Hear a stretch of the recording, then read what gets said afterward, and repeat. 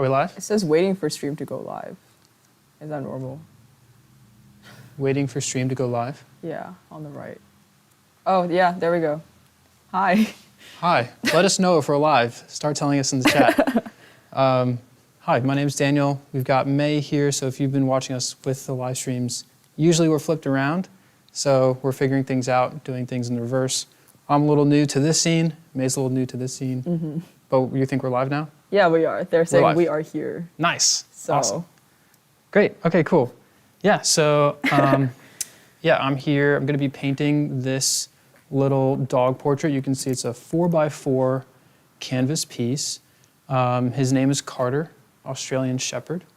Maybe a bit of a mix of different things.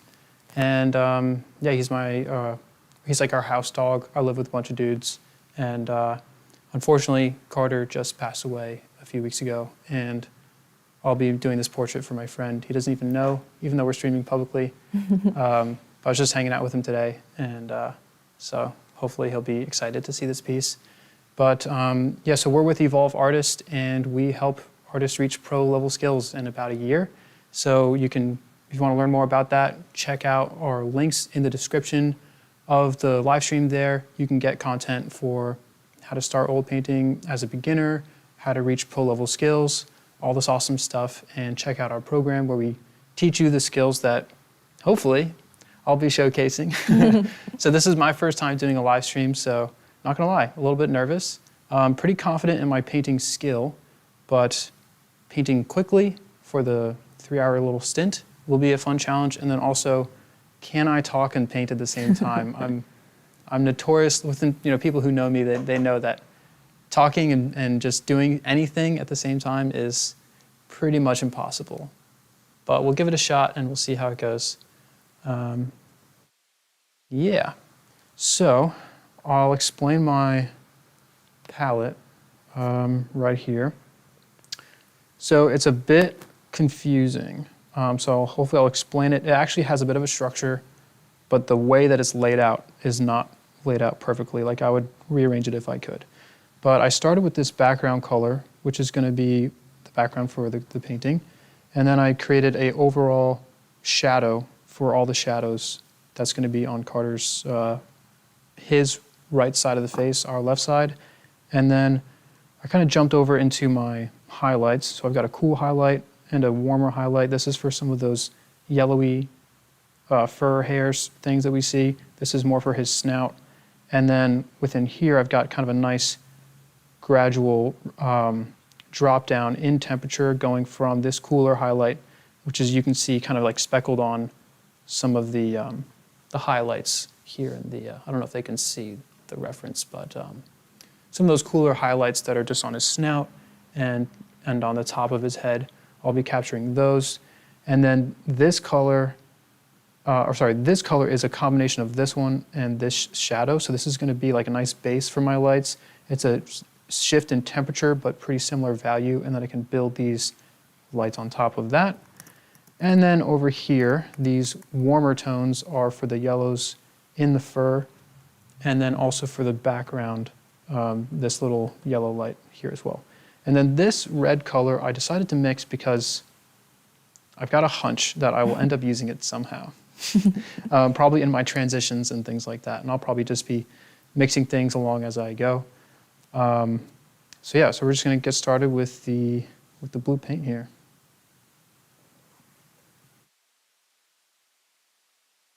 Let us know if you have any questions. We can have a nice little paint and chat, hopefully. We'll see how that goes.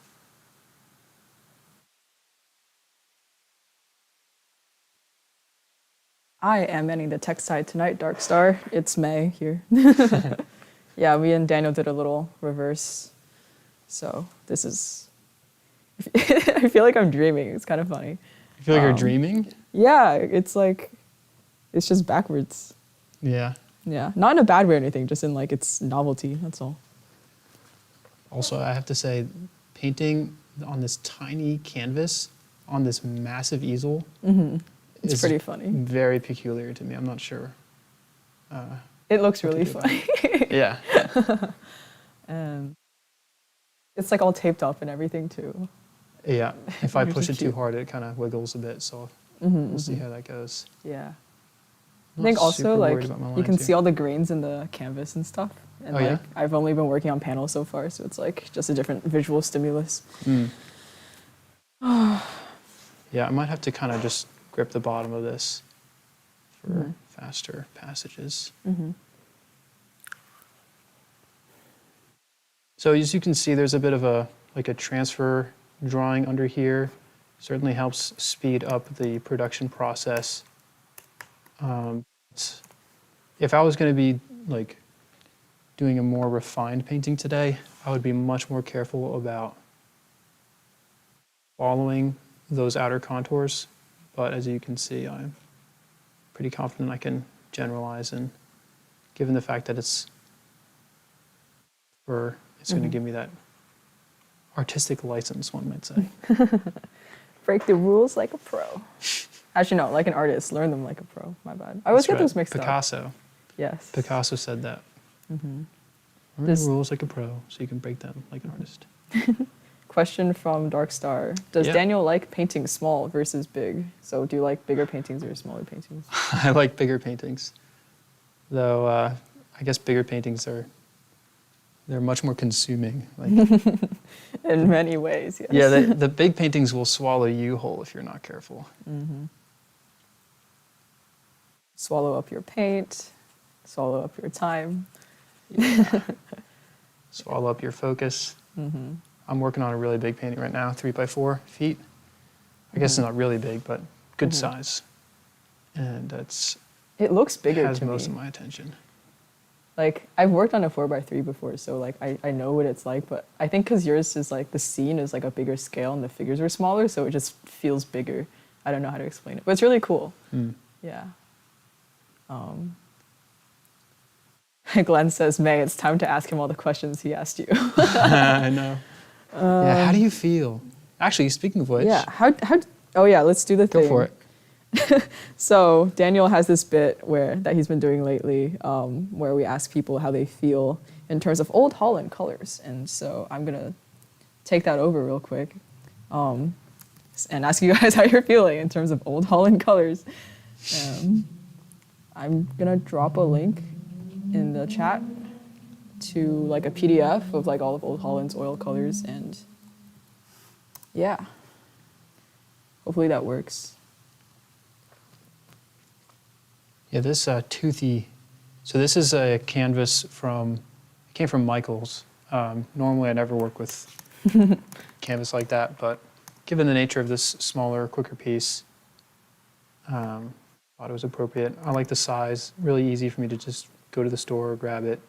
Serves the purpose. But it's very toothy, so you can see just naturally how these edges are kind of blending up against the outer contour of the dog here. Outer edges. Darkstar says, I like painting small because it forces me to work smarter. I would agree with that sentiment, but I don't like painting small. So, There's something nice about it where your brush the link is strokes. not working. Yeah, sorry. Continue. What's I'm up? just I'm Oh. just fixing the link. Yeah. Okay. When it's smaller, your brush strokes really get to have their say, which is kind of nice. And I'll be trying to take advantage of that feature as best I can. But I'm not going to be worrying about the brush strokes, or at least how they look right now as I'm just blocking everything in. That'll be more eye candy at the end. Eye candy. Planning ahead, I see. What's that? Planning ahead, I see for eye Eye candy. Not even. I guess that's just what happens. I don't know. Experience. So I just put down this brush here, and I'm picking up another one. They're the exact same brush, but this one has blue paint on it, and it's a very rich blue. And I'm about to switch over to the background yellow color.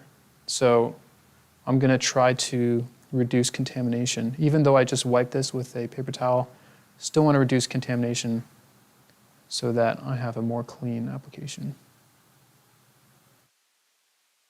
I'm Edie not- says, sorry, yeah. painting small allows one to get a lot of practice without breaking the bank time-wise or feeling like one has to paint a masterpiece to justify the size. Would you agree? Say that one more time. Painting small allows one to get a lot of practice without breaking the bank time-wise or feeling like one has to paint a masterpiece to justify the size. Yeah, I think that's fair. Yeah, I think for me, like if I have if it's like large scale and especially if it has like a very complicated composition and a lot of elements, I get like kind of carried away by thinking about like what I'm painting. And then when I like scale down to a smaller piece, then I have to like, it's not like just getting the effect of metal or fire or like atmosphere. It's like, can you paint the gradient of a face or not, you know? So it's kind of like a vibe check, I guess. So yeah, different sizes, different purposes, I guess, in terms of painting. Yeah, you can certainly learn different things just from the scale alone.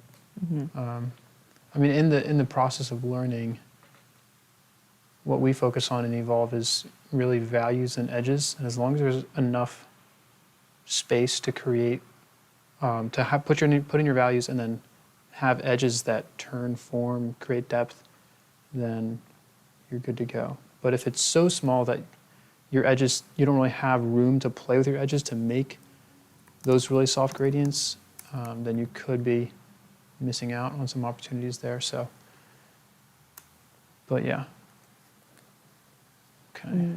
Bill asked, are you going to paint the sides of the canvas, I'm assuming? I probably will after the stream is over. Very good. All right, we have one answer for how people feel in terms of Old Holland paint. Okay. Glenn Ray says Blue Lake. It's this very, I just looked at it, it's very pretty. It's like this very dark greenish, but also very saturated like blue, and then it just goes up to like this very pale, almost like baby blue color, but a little bit more aqua. So, I mean, I like the color a lot, and it looks pretty happy and maybe contemplative to me. Hopefully, Glenn, you're feeling good in the upper value ranges rather than the lower ones for this set of colors.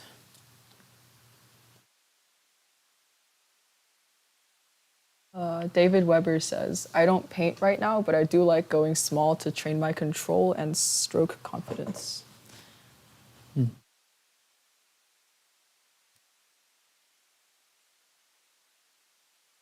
All right, time to pull up all the questions you asked me. No, I'm kidding. I'm going to give you a few minutes. Let's see, how am I feeling? I think I'm feeling this nice yellow color. Oh, goldenrod. Goldenrod? I think that's the color.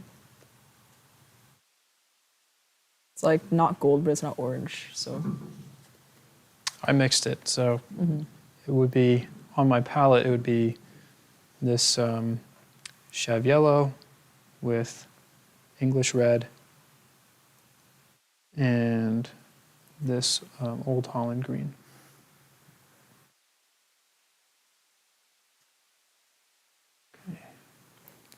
Sandra says, why the choice to do such a small painting? That's a good question. So this painting is a gift for my friend who just lost his dog. And just knowing him, I think that this size suits him best. Like just to have right by his work desk. You know, not such a, like, you know, not making such a grand piece that it would be like hung on a wall, but where he could easily just place it where he wanted. Maybe he could put it on a shelf. It just gives him a little bit more flexibility and a little bit less. Yeah, I don't know. He just doesn't have to turn into a big thing. I just think it just fits his style. More Nice. personal to him, as opposed to a statement to other people. And also easy to travel with if he ever wants to. Oh, that's sweet. I didn't even think about that. Some more people are giving us their input on how they feel in terms of colors. Awesome. Love that. Yeah, Edie says, I feel like titanium white lit by sunshine. So I think it's safe to assume that Edie's in a good mood, or at least high energy. That's cool. So that's pretty great. I wish I had some of that. Carrie says, I'm warm gray this morning as I've been studying the Block 4 teapot, LOL, so all gray tones this morning. Yeah. I feel like the paintings that we tend to work on are like contagious in terms of what colors we feel. Obviously, that's what I've been doing for the past few times. Yeah, good luck on the teapot. I've painted it twice actually, as like studies. A little uncomfortably familiar with it. Sandra says, awesome gift and very thoughtful. So, very much agreed.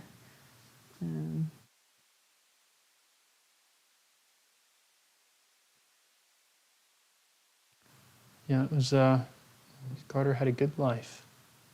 Very good life. So it's something to not just mourn, but also appreciate, you know? You want to talk about like how you came to be in your household and everything? Or is that too sad? No, that's fine. Okay, just checking. Yeah, so my friend, his name is Gabe. I don't know, he just wanted a dog. So he looked around. He liked Australian Shepherds. And he found Carter here. I forget what his original name was. I think it was different. Maybe it was the same. But decided to go for it. So actually all of us guys in the house, we all drove out together to go check him out. I think he came from like Lancaster County or something like that. He was well raised, farm dog, farm environment. It's pretty cool.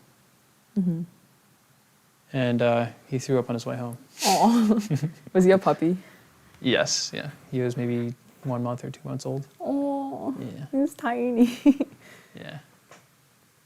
Yeah, I remember when I got my dog, she was also a puppy, but she was like 10 weeks already, and she was still like 5 pounds. But I can't imagine like half that age. Must have been like, I don't even know, 2 pounds or something. That's cute. Yeah. All right. Edie asked, do you varnish your paintings? And if so, what kind of varnish do you use and how long do you wait before varnishing? I do. I like to wait as long as I can, but you don't have to wait that long. Sorry, I don't know if anyone understood what I just said. I just had a brush in my mouth.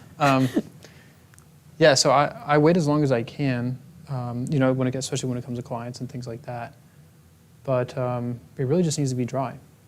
So once it's bone dry, then you're good to go. Depending on how you paint and what the application of it is, could dictate how long it takes to dry. And so that's a factor, certainly. But I normally paint pretty light, so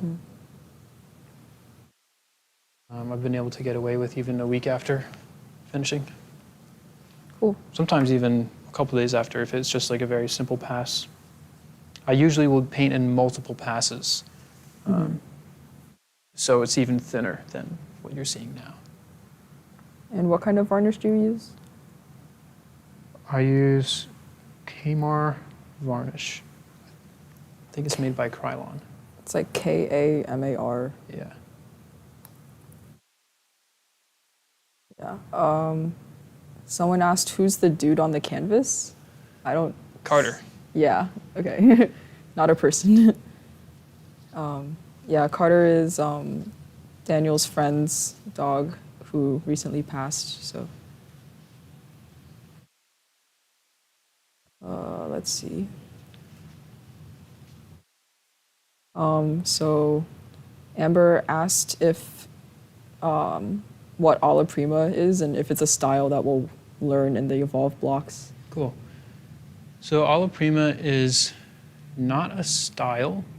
I guess it's kind of can be seen as one, but what it really means is in one sitting, I believe is the technical term for it. And So you just do a painting in one sitting, in one go. You could, tone the canvas in advance and then go and do it, but it's really kind of like a start to finish, in one sitting, wet on wet kind of a situation. So alla prima is a nice way to describe what this is, because we've got 3 hours and I'm hoping to finish it, and you saw me, start with this blank canvas here. So if you're a student in the Evolve program, you're already kind of doing alla prima paintings. Like, if you just continue to do the exercise in the way that we show you, you would be doing an alla prima painting. But usually when people talk about alla prima painting, they might be thinking with a live model, and it's more quick and impressionistic, and you're just getting the quick impression of it because you have limited time. But technically, alla prima is just doing it in one sitting. That's all. All right. They clarified that they're asking about the painting in the background. So I guess I'll just answer that real quick. That's a painting I did over the summer. Hi, I'm May. I am a student here at the Art Academy. Yeah, that's enough for this question. And so this is one of my friends from college. His name is Carlos. And yeah, I pulled him in for a photo shoot over the summer so he could be part of my portfolio, because he has curly hair, and I thought it would be nice to prove to people that I can paint curly hair. Yeah, and I told him to wear like the fanciest shirt he had, and so there's like a lot of embroidery on it and stuff. So that's also like a little virtuoso flex sort of thing. It did take a really long time though, but yeah, it's just a guy I know. Yeah, on that note, we didn't actually have time to prepare nice slides of the paintings that I've done more professionally. I can drop your website though, if you want. Yeah, you can drop in my website. It's just my name.com. Not actually my name, but Daniel Folta. DanielFolta.com. .com. Yeah. And then it'll take you to my website. I'm going to be updating it soon. I'm waiting for once I finish, so I mentioned this, I'm working on this big painting. Once I finish that, I'll probably make it like the first painting people see on the website. Oh, so that's I'm excited exciting. to get it updated. Yeah. For a second, back when you had your brush in your mouth, like it was in the frame of like the one over your shoulder, and it was kind of just like bouncing as you were talking. So it was really? Yeah, it was kind of funny. I thought you would enjoy knowing that. Thank you. Yeah, I'll be mindful next time. Eric says, I missed all the spicy opening one-liners. I don't think you've had anything spicy yet, so no worries. Spicy opening one-liners. So I don't know if you guys can see, but this is very blue, and I'm a little skeptical about letting it stay that way. It could be nice stylistically, blah, blah, blah, but not really going for that, so. Not the vibe. Not the vibe. Where did I put my palette knife? Oh, I put it over here. Yeah. So does Evolve only teach alla prima or wet on wet, or does it delve into indirect as well? It also delves into indirect, and that's really gets into the advanced program. So if you go, links in the description of this live stream, you'll see a whole bunch of stuff. If you want to look at the curriculum specifically, then go to our website, and then there's a whole page for the curriculum. So here I just added Mars Black right in here into this blue in the interest of time.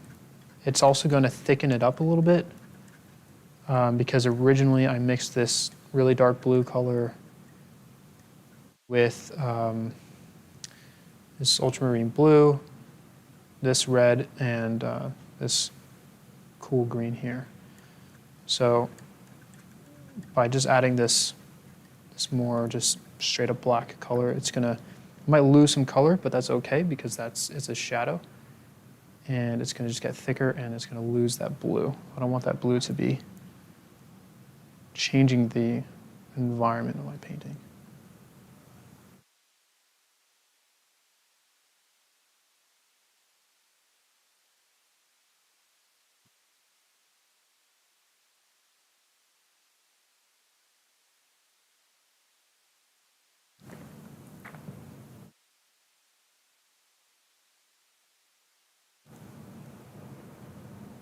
You seem to be pretty relaxed, which is good. Yeah. Man.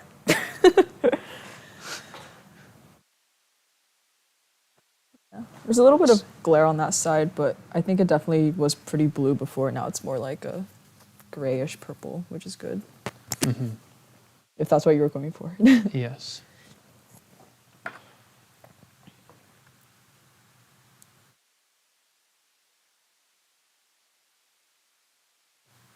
You can see I'm mostly just worried about getting this covered. I don't want any of those white lines to be showing. Mm-hmm. This, can they see this reference when I point to it? Not on the left. Okay, so there's right here, this starts to transition into the light. So I'm not gonna give it this same black. I'm gonna start giving it some reds and let this be a gradient right there. Mm-hmm. I can show the That's okay. Yeah, so this is like the original photograph, and the one Daniel's working from right now is this. So like the environment's a little bit different, so like the lighting and stuff looks different relatively. But Yeah. yeah. And though it is different, it also follows a similar theme. Like if you look at the original photo, Mm-hmm. that was taken by Gabe's fiance. Mm-hmm. There is like a yellow light on this other side, which kind of is nice because it's silhouettes. Mm-hmm. It's had nicely, especially in the shadowed side over here. Right. Someone is asking, what do you recommend to us? What do you recommend us to do when we can't tell what color something on our reference images? It's probably gray, but what you can do, well, I guess, what is your intention? Are you just trying to make a nice painting and mix a color, or are you trying to learn how to get better at mixing colors in general? I might give you the same answer regardless, but I think it's an important question to ask. Because sometimes there's a value in simply focusing on being able to match your colors really well before you add on all the other pressures of making a nice painting in order to do that. And so what I would recommend is, well, I would say, getting your colors and values right, like on the palette, is pretty important. And it can do a lot to change the direction of the painting and where it's going to go. So take your time. It matters. Mm-hmm. And don't rush it. And if it takes you a good while to finally find the color that you're trying to mix, so be it. And so what I would say is be really thoughtful about, I think I'm going to leave this edge here really sharp for now. I might change it later. This one, I'll let it get a little bit more broken up.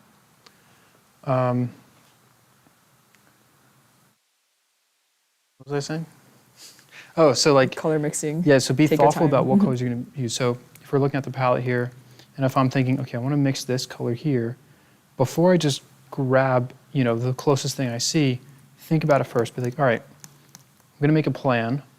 Maybe I'll try this one and this one together and see what the result is. And you kind of mix it, see what you get. Okay, that led me in such and such a direction. So you're actively thinking about it. And you just could, and then you kind of stop and say, all right, well, I'm going to try another attempt. Let's try this one and see what that one does. Or let's try this one and this one. And so you're testing the waters and kind of seeing what the different results are. And the benefit to that is that you're not failing until you get it necessarily. You're actually learning more about your palette with every single step. As long as you're being thoughtful and retaining what combinations are creating what color on your palette. But once you have those very small mixtures, you could even just take them and hold them like here I've got some paint, if you see on my palette knife right now, and if I hold that up right up against like the photo, I can kind of compare. So when I look at this, I see that mine is a bit more red than the blue in the photograph. Very subtle, but that's okay.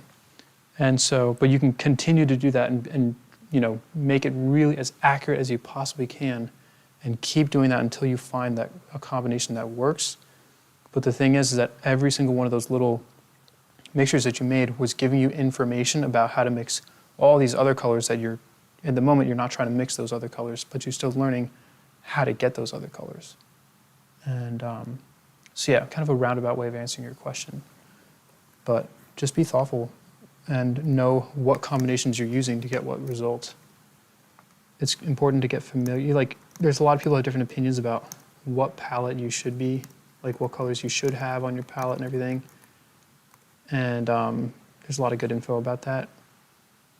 But ultimately, if you're not familiar with that palette, if you're just trying to copy what someone else said just because they said it, but you don't take the time to really get familiar with how it works, it's not really going to help you.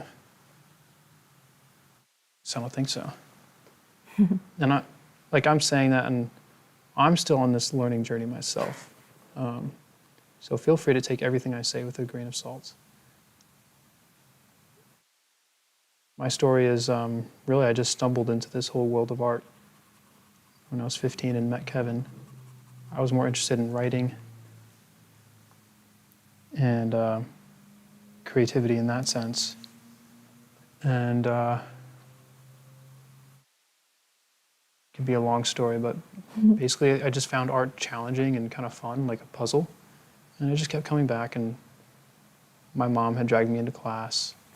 I just kept going back, and then a couple years later, I kind of blinked and realized, whoa, I'm kind of good at this. How did this happen? It's a very good feeling. Yeah.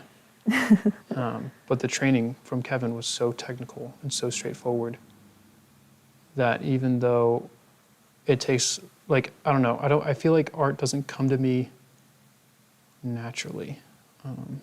I had to really fight for it. I was one of Kevin's slower students, always second guessing what he was suggesting, and the rules he was giving me I didn't understand. Because I was trying to use my own understanding, which was funny because at the time I didn't know how to see. I didn't know how to understand what I was looking at. But I still thought that I had the right to have an opinion, I guess. That's what Kevin likes to say. When he talks to his students, he's like, you don't know enough to have an opinion. Yeah. You know, like, take on the mentality of a student so that you can really learn and just accept and trust in the people who've gone before you. And I didn't. I fought that tooth and nail, me and my 15-year-old self. So this is a big, this is where the transfer is not really helping me. So I'm just going to let this get all covered up, and I'll figure it out later. But it's really these hits of, there's like some really subtle hits of brown on the outside. So do what I can to retain that.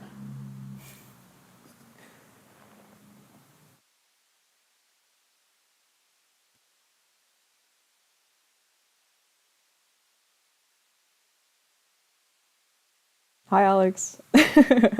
Hey, Alex. Sandra asks, Daniel, are you going to do the texture also, or the flat surface like evolve? Not sure what that means. I think maybe it's because, texture. I mean, evolve works on canvases, right? So Yeah. it's not a difference in. I'm not, say the question again? Are you going to do the texture also, or the flat surface like evolve?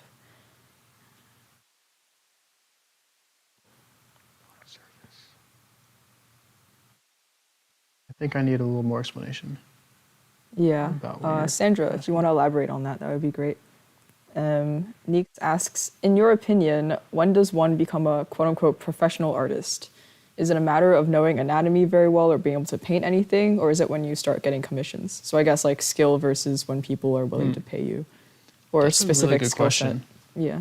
I'm actually pretty careful about how I title myself. Talk to the camera. Yeah, hello, camera. Oh no, but I'm painting. How do I do this? No, I don't know, like, in certain environments, I feel like it's comfortable for me to refer to myself as a professional, I would say that I have professional skills, but I'm not pursuing a full-on professional career. Like that's been a whole other journey I haven't really talked about much, but I get so much fulfillment and joy out of like helping other people. Like I was saying, like I'm not really, I don't know, like I love art, but helping other people has just made me feel so much more fulfilled. And how do I describe it? It's like you could cut off my arms and that would be terrible. And if I could never paint again, I would still get by. I would survive. If you took away my eyes, I'd be a dead man. And that to me is what art did for me. And so like I could go out into nature and see the world and appreciate the world in a whole new way because of what I've learned thanks to Kevin. And I find myself, like I just noticed myself, this was like a while back, because I did have a season where I was pursuing a career and getting commissions and things. But I would find myself like more often I would be talking with people about art and I wouldn't be telling them about my paintings or the work that I was doing, or I was just saying like, you could do this too. Like this is crazy, and like look at how the light interacts with such and such a thing. And I would just get lit up, and I'd like walk away from those conversations like, like I didn't talk about my art at all. I was just excited about the light, bro. what I was seeing. Yeah. And so to find myself in this place, like helping evolve, do that for other people, especially because I just stumbled into all this, like it's just such an incredible blessing to be able to do that. So I would be careful. I'm really careful about how I refer to myself, and I wouldn't say that I'm a professional, because I've gotten a few commissions, but it's not something that I'm pursuing, and I'm not, it's not a full-time income for me. I don't have commissions just coming in like in a nice cycle or anything. So easier for me to just say that I have these skills, and I'm able to share that with others. So I'll say I have pro-level skills. I'm comfortable saying that, but I would say that to say you're a professional artist does involve like consistently getting commissions, and perhaps to the point that you are full-time, we're very close to it. Yeah. But it's subjective, and I think it's okay that it is subjective.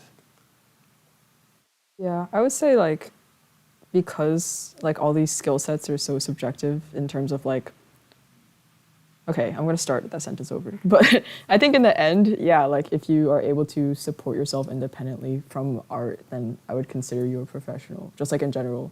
But like as to like what specific skill sets can get you to that point, honestly, that varies a lot, right? Based on like who you're trying to target as your customers. Like you don't have to be really good at realism if you're trying to break into like abstract art, right? You don't have to know like anatomy super well if you're doing like very simple kind of like cartoons or something. You don't need to know like how to do 3D modeling if you're doing oil painting only, So like the skill set is definitely very specific to whatever someone's trying to become a professional in. That's kind of what I would say. So you can't really say like you need to know how to do this, for across the board for like being a professional artist in general. I guess that's my kind of reorientation of the question. Yeah, definitely. I would definitely encourage people not to be snobby about it. For sure. It's like, oh, you have to know like the entire this skeleton. thing. Yeah.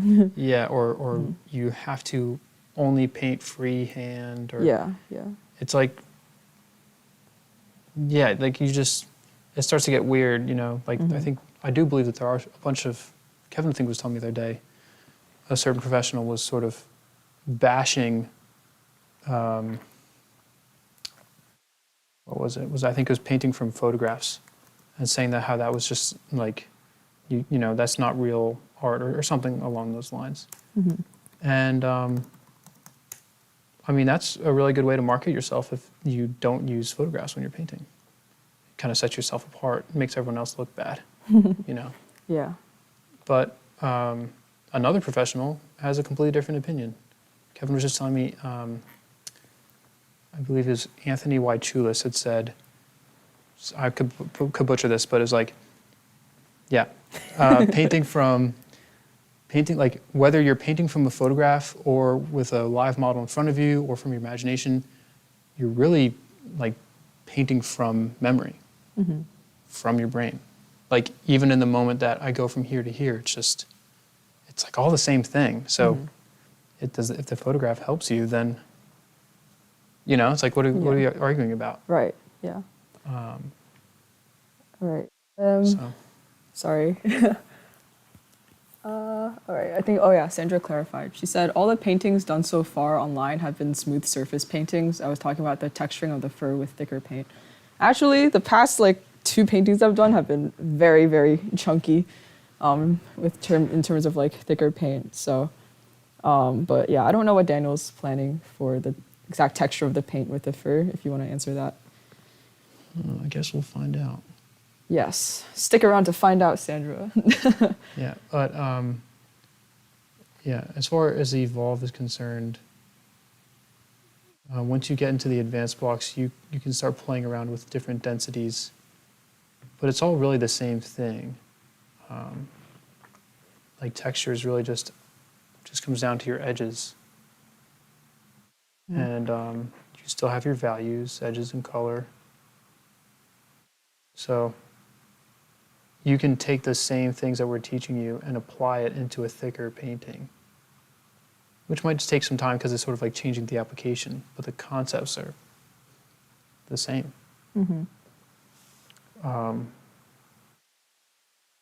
So yeah, you'll have more and more of that liberty as you get into the more advanced stuff. John Dalmore says Daniel has a great nighttime story voice. Nighttime story voice. Yeah, and Alex, and yeah, people are agreeing with Alex, and he's saying that you should consider podcasting. Podcasting. Food for thought. Wow. Yeah. Neek says, speaking of commissions, what do you think is the best way to price your art? Like, should we price paintings by size or an hourly rate? Oh, that's a great question. It is a great question. So I should have said this first thing. We are having a live webinar on Tuesday camera over here.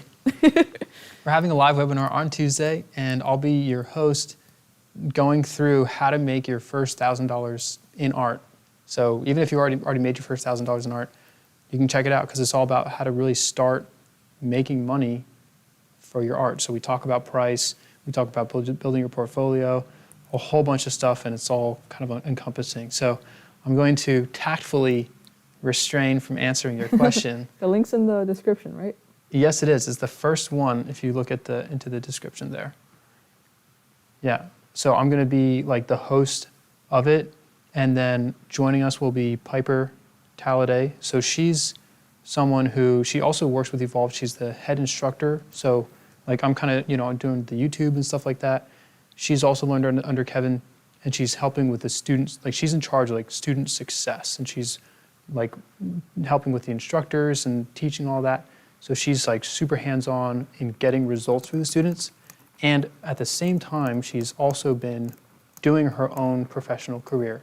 And she followed the exact advice that we're going to be giving in the live webinar. And she's been enjoying a great career as a result. So she'll be there. We can ask her questions about kind of how she was able to apply what we'll be teaching. And then the teaching is going to come from Kevin with some videos. And then actually Kevin will be joining us for a Q&A at the end. So it's going to be pretty sweet. And actually just since we were just talking about like, am I a professional artist? I was, really intentional about structuring it that way because since I'm not someone who's pursuing a career like that, it was important that I wasn't the one who was teaching it. But instead, we've got Kevin, who has done, oh my goodness, he's done like just so many illustrations. He's done like hundreds, thousands, probably. 250 commercial works. I don't know what the phrasing is, but Rolling Stone, Sega, National Geographic, LucasArts, like all this stuff, Camel. Star Wars. Yeah, so just like so many illustrations that he did, and then he went into private portraiture, and a lot of people say that like Kevin is a better businessman than he is an artist, which is saying something, because if you've seen his work, it's pretty good. So it's going to be really awesome to be able to hear from him instead of someone like me who's still on this journey of learning.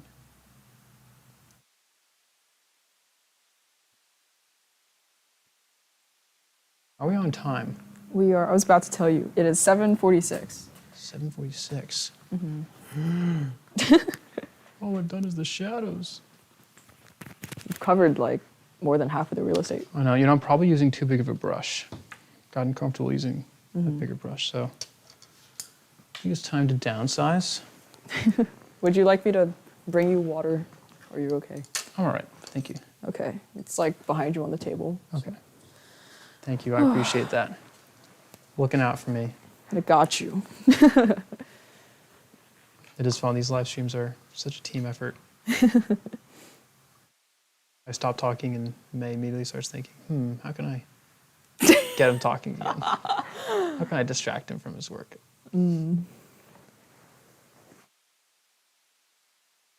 All right. Yeah, the chat's pretty chill. So. Nice. I will say this shadow feels awfully black. Like it's just, It feels very black. purple. does it? Well, it looks purple on the camera. I don't know what it looks like to you. It looks just very black. I'm also getting a bit of glare from all of the, Yeah, the texture. the canvas That's why I don't texture. like canvas. It could just be the angle of the lights. Yeah, that's true. Do you want me to change anything, maybe? No, it's definitely enough for me to work with, but Okay. yeah. All right. It's Eric? funny because it's like I'm working with it's a really dark color, Yeah. but it's appearing to be awfully bright because of that glare. So it'll be interesting when I start to put in some of the other transitions, how they play off of the canvas here. Mm-hmm. What are you gonna say? Yeah. Eric just said he asked if anyone else is doing Inktober this year. I've been trying to do Inktober for the past 3 years and failing. So if any of you guys are, major props to you. I'm thinking about trying to. It's not as much like Inktober and following the prompts as it is like the idea of working on like something different and completing it like every single day for like 31 days in a row.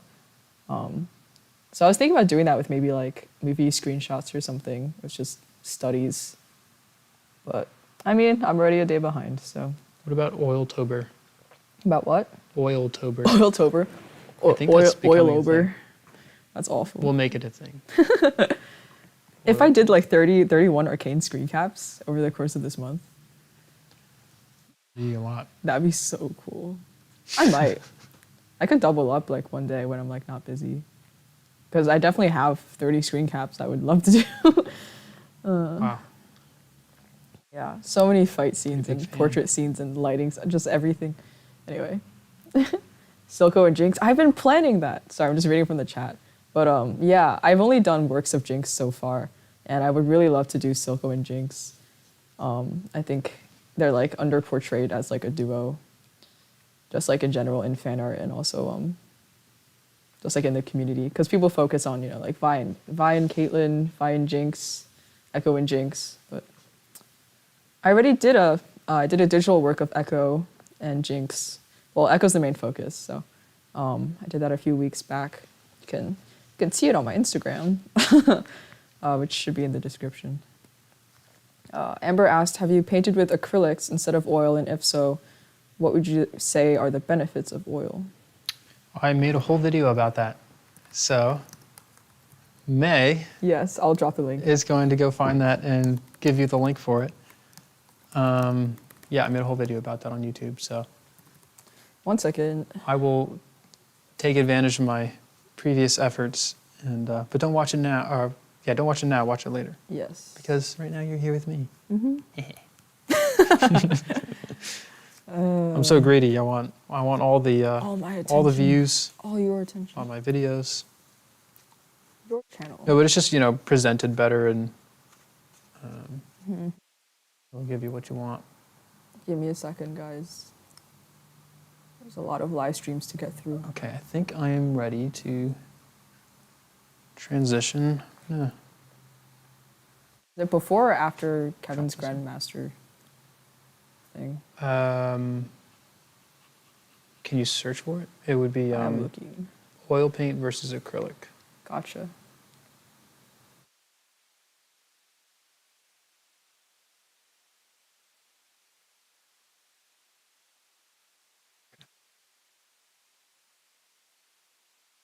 So as you can see, I'm really trying to think in terms of my light and shadow. And there's all of my shadows are covered except really just a couple spaces in reflections. So like this part in the eye here and in this side of the nose here.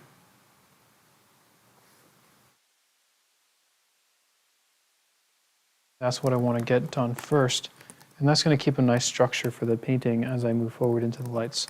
And then hopefully I can spend the rest of my attention on those lights. So I'm just going to go ahead and block in. Interesting question. So, Is it possible in capitalized today's society or quote unquote generation to actually make a difference with art? to make a what? A difference with art, I guess, like social commentary wise, and how art appears in like art, like history textbooks and whatever. Does don't it know. have to be For the better. on a social commentary level? I think that's the implication, but I don't know. Very open ended. Well, I sure hope so. Yeah. I mean, that's really what my focus is here with Evolve. I guess making social statements. I don't know. I mean, I would say absolutely. yeah. I mean, if there's a message to convey with words that people need to hear, or that you think people need to hear, you could also communicate that message visually. So, I don't know, I guess while I'm painting here, and I don't know if this is the most profound answer, but if the world had all of its problems solved, then maybe you couldn't make a difference. But I think we still got a lot of problems, so I think there's a lot that we can still say to hopefully make this place better.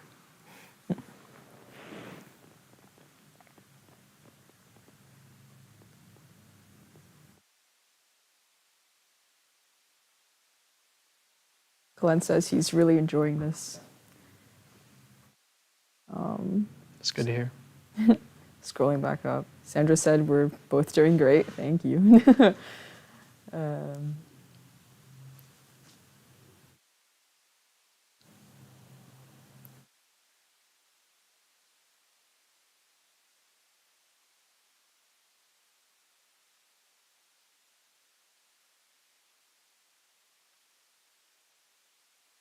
It's so peaceful right now.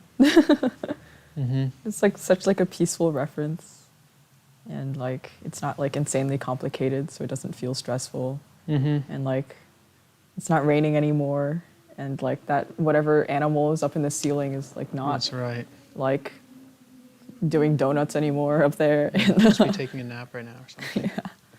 And like there's not a lot of traffic because it's a Sunday evening. We'll say that the glare is really throwing me off with the with that reflection there. Yeah. People are asking, people are saying that in Evolve generally, in like block 2 or 3, I think, like backgrounds go in last, but they're asking like when backgrounds start going in first, because both of us have said that we like doing that. So I think block 4, right?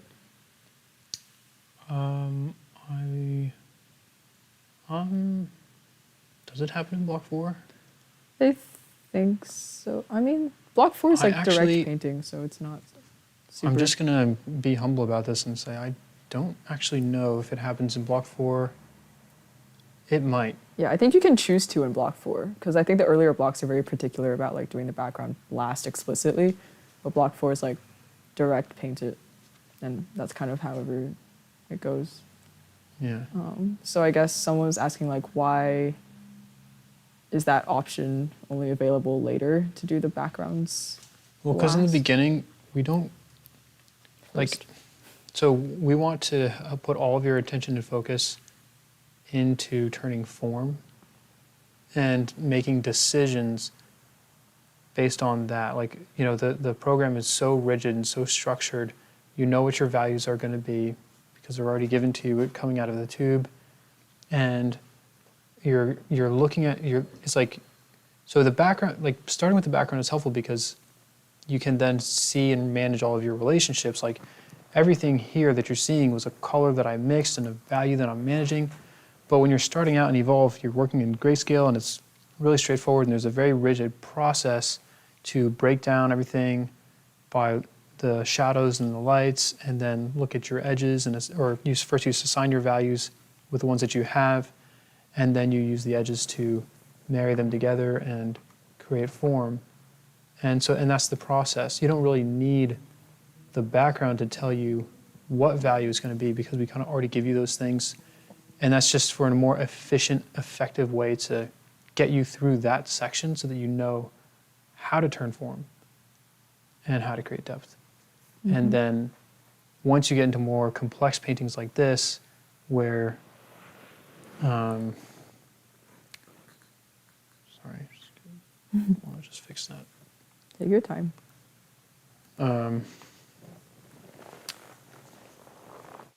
Yeah, it'll then like having the background because you'll be managing a more infinite, you know, so to speak, infinite range of values. Having the background to sort of dictate to you what your values should be as you're mixing them and everything, that's where it really becomes helpful in seeing the context and how those relationships work together. Mm-hmm. You don't need it in the beginning, and it would just be time wasted. Mm-hmm. Like, you know, yeah, I guess the background serves a different purpose as you progress through the blocks, where like in the first few, you're just really trying to figure out like control of value and like creating the right admixtures and that sort of thing. And so like the background's like an exercise in can you mix the right admixture from these values? And then once you hit like block 4 or later, the background functions as like contextualizing and defining the colors. And so it's like a lot more advanced. And so laying that down as a groundwork in order to support like the rendering of the subject and the colors you use for the subject and everything becomes more of like the background's job, if that makes sense. Yeah. Okay. Amber asks, when you're painting alone, do you paint in silence or are you listening to music or audiobooks, etc.? I listen to music. Me too. Audiobooks would be too difficult. Mm-hmm. I used to be able to do audiobooks, and now I can't. Now I can talk, though, and paint. So here I'm just putting down the paint more thickly to try to get it to stop glaring at me like that. This could have just been an error on my part for thinking that I could get away with a live stream with this kind of canvas. This is a good note for us, May. Mm-hmm. Don't go, gotta use the good stuff. Mm-hmm. Just like we normally would. Yeah. Also, it is like 8 o'clock, so. Yeah. Time check. Thank you. So, in the interest of time, I'm gonna get a little sloppier, but I do want this to be, dark. I want this to just kind of fall back, and it's not, so.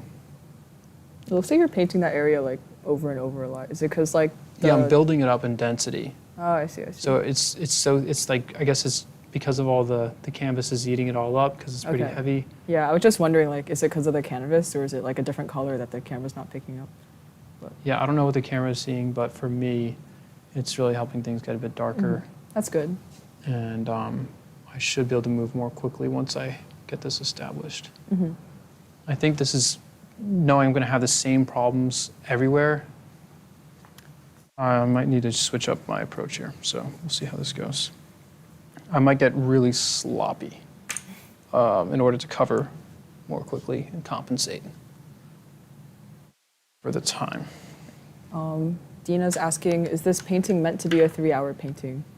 That's the goal. We will find out how that goes. So,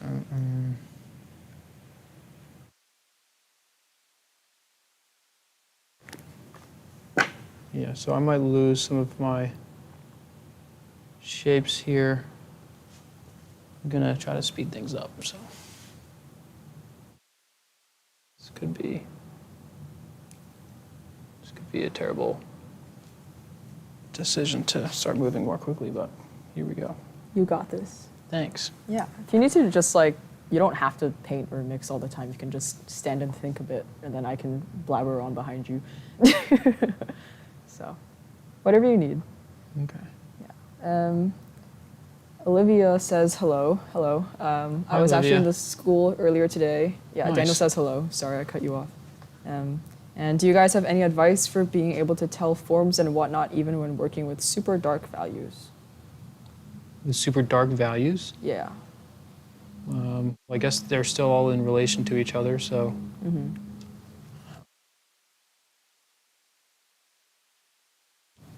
Yeah, I think might need more explanation or like maybe like an example Mm-hmm. to help really solidify what you're describing. I think maybe the problems are like the super tight value range, and then also like dark colors tend to have like more glare, or get like affected more by glare, like as you're working. So I think, oh yeah, and goodbye, Edie. Yeah. What I would say is like make sure you mix the colors like on your palette, like visually in like this very like distinctly sequential order, so you know like what's darkest and then what's lightest, and then make sure like as you're mixing you know like what part of the reference or like what part of the form you're matching it to. So like that way, like as you're mixing, you like know what is for what, and instead of like by the time you're mixing and applying the paint, you're like, this is kind of darker than this and it looks like it kind of belongs here. You like know what your reference point is for every value within your reference photo, and like the various structures and forms that are in there. Hopefully that made sense.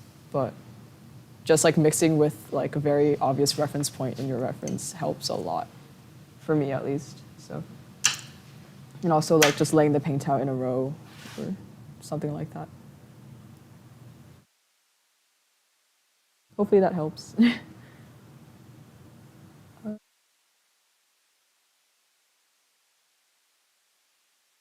Yeah, you're welcome, Olivia.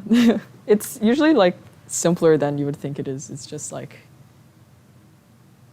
put the paint down in a row. I was working on something really dark today as well. I had like this black dress in like pretty neutral lighting, and yeah, I think another bit that helps is like maybe differentiating the values with like temperature as well. Like if you know what color, if you know that the light is warm or cool, then the darker shadow is going to be like the most opposite of that. And so that's like another way you can differentiate.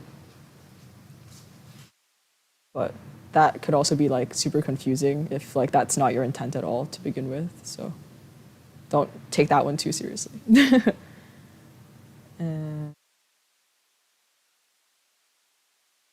Yeah.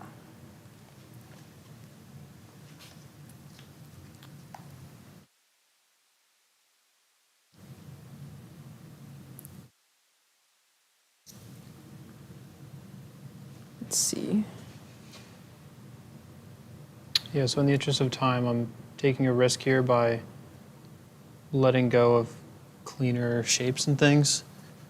I'm losing information that I would normally be much more comfortable to take my time and put them in properly. And I wonder if Kevin is cringing right now because He's watching. He just texted he me. could be concerned that I'm saying goodbye to the quality of the piece, but you know. You can always work over We'll it, see. you know, like after Yeah, the yeah. stream. I tell you, one thing Kevin and I have been talking about a bit lately is like as long as you have the time, you can get yourself out of just about any mess with your painting. Yeah. I think it's time, and also like the willingness to go back and revisit the painting. Yeah. Because like in my head, like if I think I'm done with something and then I come back later and it's like not done, then I'm like, it's like this little crossroads where I'm like, I have the time. What do I really want to? And it's like I have the time and I have the skills, but do I really want to like go back and just like fiddle with like this very small area or small variation or whatever? And usually the answer is yes. Yeah, for because me it's the like, answer is always yes. yeah, and it's like, why would I produce something and sign something that is less than what I know it can produce? You know, it's like, why would I put that out there, like knowing it's not what it could be? Really, that's what gets me.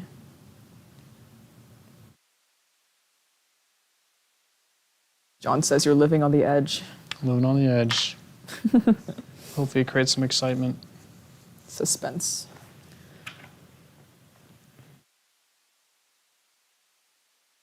Okay, so I'm going to go up to a lighter value here.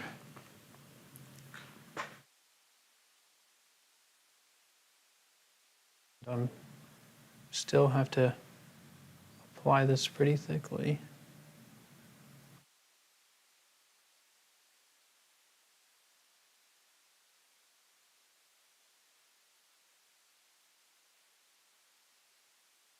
It's a bit of a dance going back and forth. The waltz of the live streaming artist. That's right. At least you're just walking back and forth. I was just straight up doing like squats or something. Oh no, I know. That was for like that was like after fan brushing to see if the surface was clean. Right, right. Yeah. Arbitrary squatting. Yeah. Someone with a really long username says, "Thank you for sharing your talent and wonderful art." Heart emoji. Love the doggy you. portrait. Pets are truly part of the family. Smiley face. They are indeed. Glad I can give you a nice Sunday evening. Someone mentioned to me earlier today that we might have competition for like people viewing us because I think House of Dragons is also streaming on Sunday evenings. Ooh. So Does that mean we should do a House of Dragons live stream? painting? Oh my Or should we gosh. not do one? I'm not sure. I don't know. Maybe that would make things worse. But also like time zones exist, and I think like a good amount of our viewers are like not in our time zone, so it might not make a huge difference. And House of Dragons has been streaming on Sundays. I don't think that's new. So I don't think anything. I mean, it's just something I learned today. It doesn't mean it changes anything. Right, but if we're doing a House of Dragons thing, people are like, oh, that looks pretty cool. I want to go check that out. True. They just dip. House of Dragons Disappear. conflict of interest. Yeah, people seem to be pretty on top of the idea that we should do a House of Dragons painting. So We should. we should. Maybe we will. Fantasy art stream. Yes. John Dalmore is from Sweden. That's crazy. It's like the morning for you now, isn't it? Are you guys 6 hours? I think I follow John Dalmore on Instagram. Cool. Glenn says, May, you really have gotten so comfortable talking on camera even though you're not on it compared to my first live. That's awesome. Thank you. Yeah, I think it's definitely, I don't know, I don't want to get too personal or anything, but I think I've grown a lot as a person over the summer. And honestly, I think doing the live streams has like helped a lot with that. And yeah, I'm just really glad you guys have been here. Aw. That's So- awesome. Thanks. Bye, Olivia, and bye, Darks. Oh no, wait, Darkstar. Darkstar, are you leaving or saying bye to Olivia? Question mark. Anyway, someone said copyright for House of Dragons. There shouldn't be any issue as long as we credit them explicitly, and also we're not going to sell prints of the painting or anything, so we're not going to like make money from it. Right. So We're not monetizing anything. yeah, we're not monetizing it, so that's where the copyright issue would occur, and it's not going to. So thanks for watching out for us, though. Yeah. Hi, Darkstar. Thanks for staying. John sends you a heart emoji. Thank you, John. Yeah, exactly. It would be fan art. Thank you, Phoebe. I will say I am liking the colors that I mixed. Very good. It's unfortunate that I'm. It's 8:11, so time is not passing super quickly. At least for me. I don't know for you. I'm just gonna keep going at this pace, and we might have a wonky looking Dorg. dog at the end, but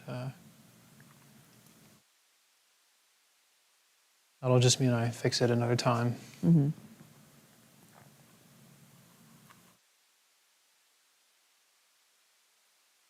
This one I'm kind of just blocking in. Yeah, but I am liking that red undertone to everything. You're finessing, as the pros say. That's what? As the pros say. It's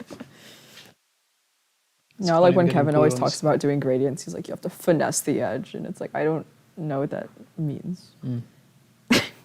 It's either finesse them or marry them. And it's like, I'm 19.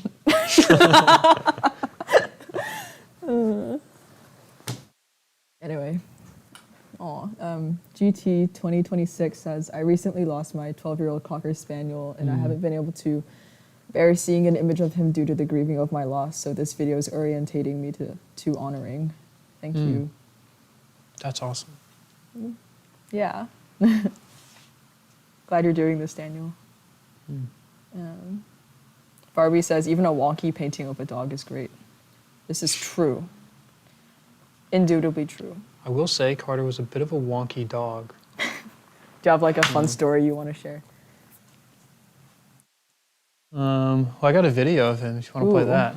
I don't know, will they hear the sound? I think they will. Yeah. Carter's just, They're gonna lose you painting for like that's fine. 13 seconds. Okay, goodbye. Or something. Yeah. Whoa. There he is.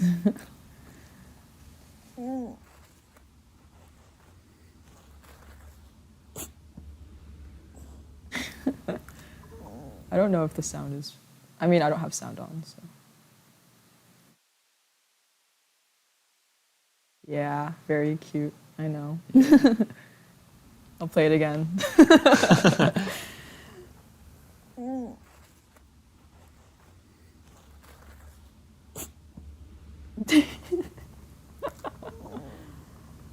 What are people saying?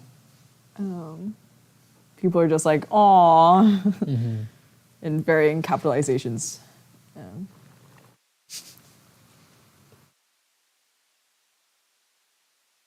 Those floppy ears, I can't. That's from Darkstar.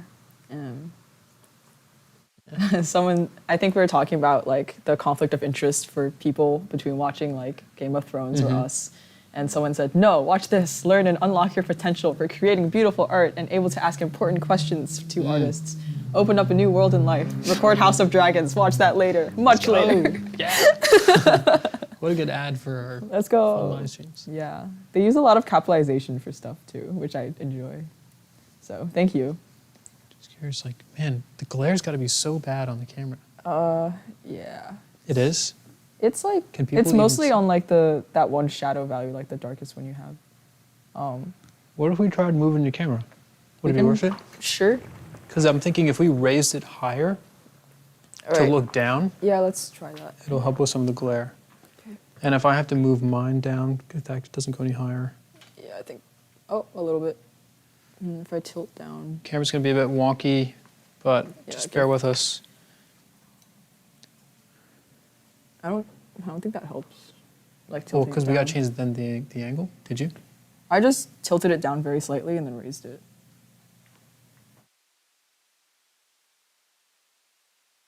We can, well, let's see. So if I, What if I lower the light? I feel like that doesn't help.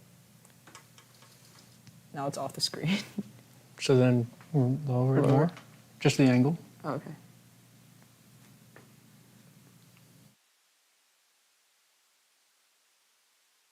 Is that any better? I will go check. Sorry, I'm eating my brush again and talking. Is that better for you guys? I think, yeah. I think a little bit better. It's actually better for me, funny enough. Yeah, that's good. Yeah. Not better. I mean, the difference is like very slight, I think. Yeah. No, the easel can't be tilted. It is massive. Yeah, we did raise the camera a bit and then tilt it down. So Mm-hmm. It's okay. It's mostly in the darker areas, so like all the colorful reds you're putting in are mostly okay.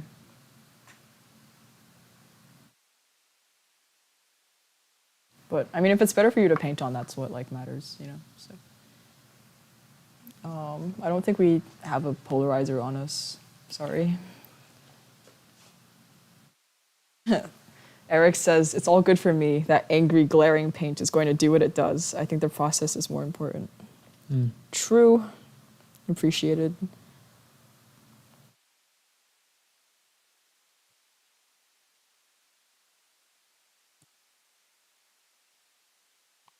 And brush might help a little bit, but probably not much. I think it's more because it's canvas.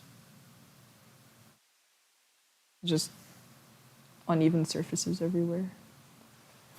Yeah.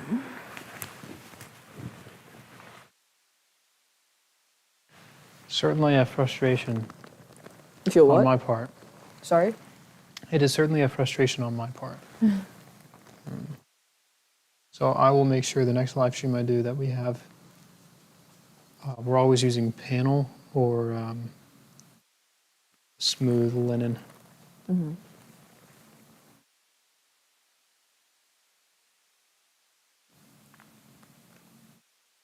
Maybe we could retitle this live stream, Why You Shouldn't 3 hours long of why you shouldn't use canvas, and it's like a 4x4. Why You Shouldn't Use Poor Quality Canvas. Yeah. Yeah. Rather unthoughtful, you know, actually, just breaking this down, because it's like, if that's the thing that prevents this painting from looking nice for my friend, it's kind of like a waste of a gift. Not entirely, but you know what I mean? Like a simple decision like that Yeah. seriously diminishes the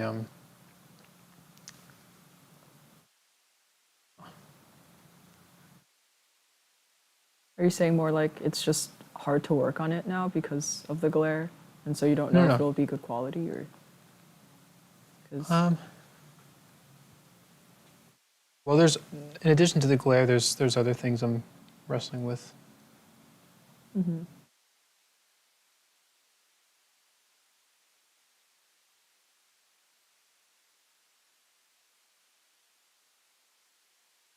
But I think I'll be able to Do you want to move? get through it. the, It's just a matter of time. Yeah. Do you want to? Is there like a better place to put the painting, like on the easel, for you to work on? 'Cause we could just adjust the camera.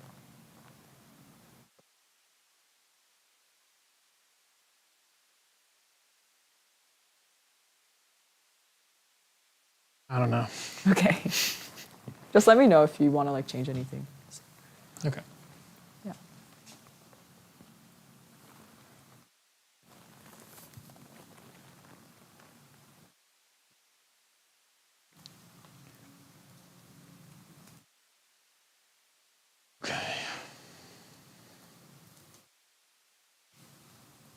Just working up my values.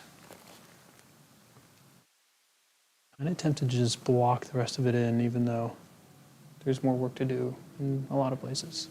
I think I'm going to do that. Sandra says it's nice that the sides aren't painted, so you can use it as a finger rest. Mm-hmm.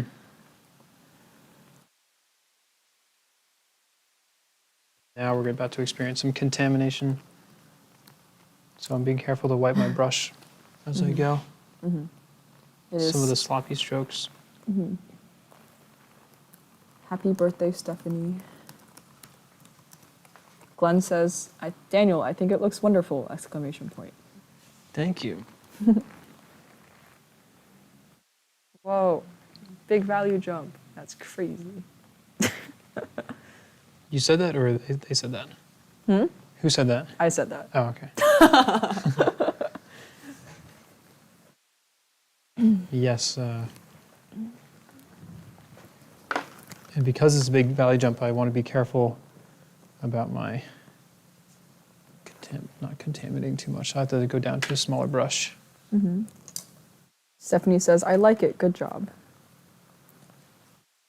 So much moral support. So nice.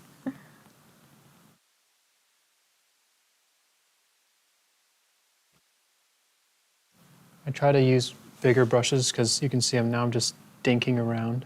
And I don't want this painting to look like I was dinking around. Dinking is a great verb. Yeah.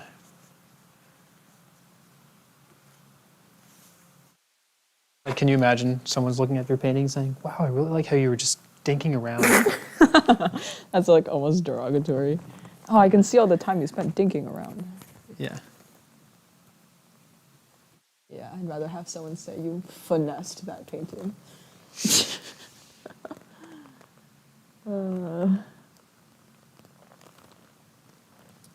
Stephanie says, I have a craft room and I paint all the time. I do not have a craft room, but I also paint all the time. That's great. Love to hear it.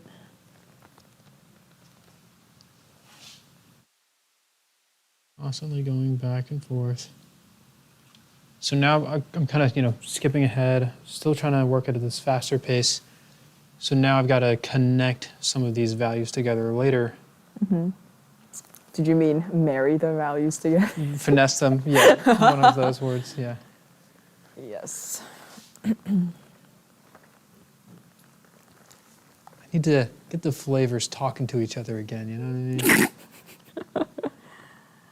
It's like this painting is a little undercooked. I need to throw it back on the grill. Mm-hmm. Give it a little more heat.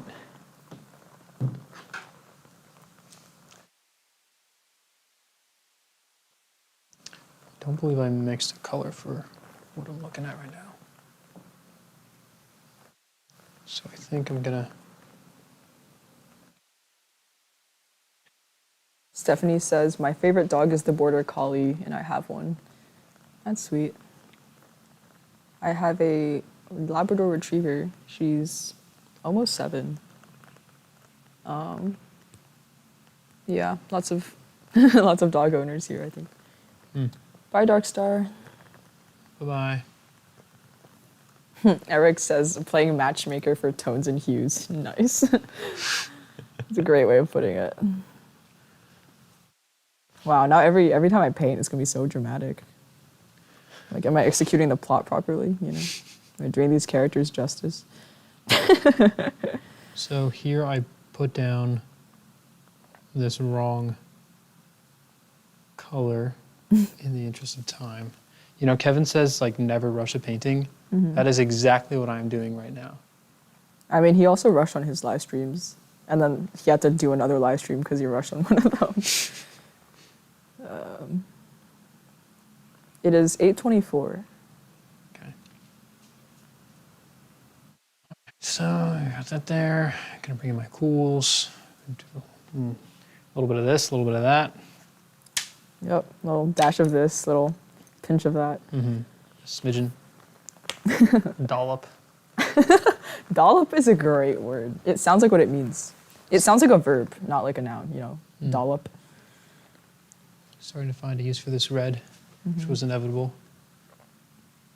Let's go. Just to be That's looking like a turn in the form there. It's looking like a high chroma gradient.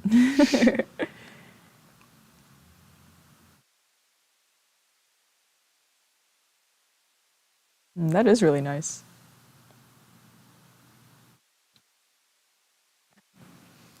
Someone says, my 20-month-old says, hi. Wow, dog. Very good. I don't understand that. We are being greeted by a child. Oh, nice. Hello.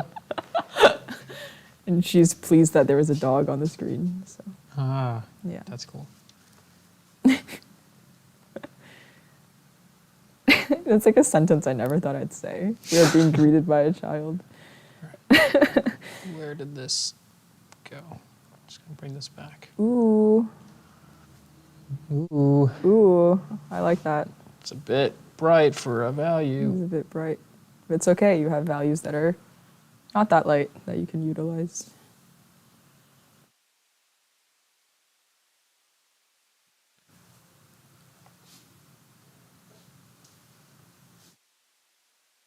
All the while, I'm just thinking, I have done this myself. Like all of these decisions have led me to what could be an impending disaster, but It will we'll not be a find out. disaster. You got this. Okay, so we'll leave that there for now. Just let it be. Let it be. Gonna break out this edge now that I'm just working this area a little bit. Address it later. I tell you, this palette is so far away from where the paint is. I keep having to look around. Okay. Let's bring in this warmer yellow. Hey, in case you're stressed out, someone just said, this art lesson will show everyone what kind of artist you are, sir. When you conquer the canvas, no matter what, it will show students to learn here and unlock that great talent that is awaiting inside. Wow. There you go. Sandra also says, stop doubting, Daniel. It's coming along great.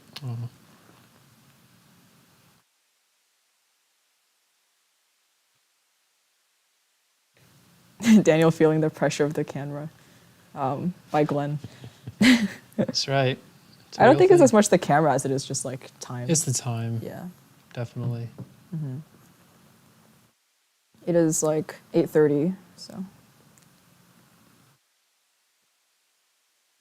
Halfway.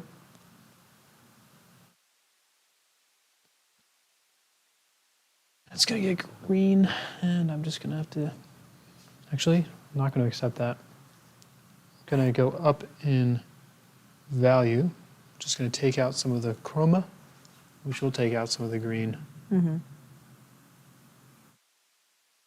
Still gonna be a little green, but not as green.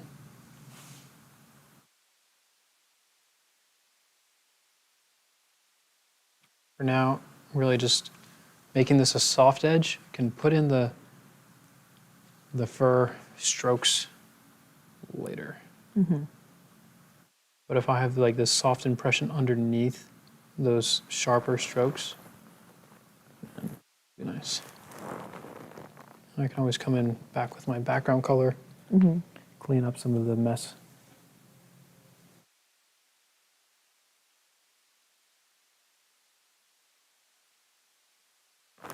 Glenn says a few more of these and you'll be a natural, so. Natural. Natural. And he's telling everyone to hit the like button. That's right. Yes, like and subscribe. There's actually a button that May, you can press. It's like a cool little animation that I found somewhere. And if you find it on the little live stream helper. I think it's there. I think. You have to hit the replay button. And it should go. Oh, yes. Yeah. That, all of that. Like, subscribe, and hit notifications.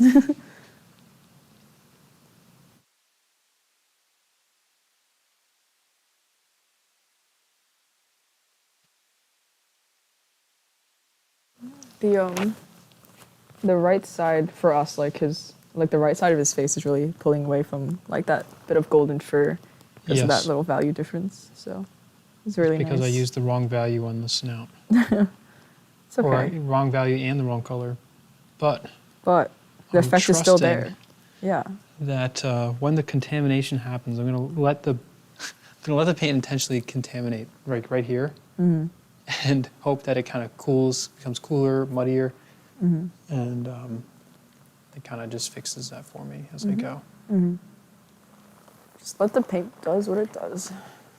Yeah. Eric says trust with multiple U's. Trust.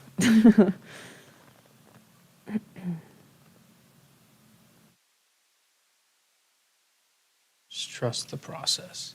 And trust your skill, trust your ability to lay something in and go back.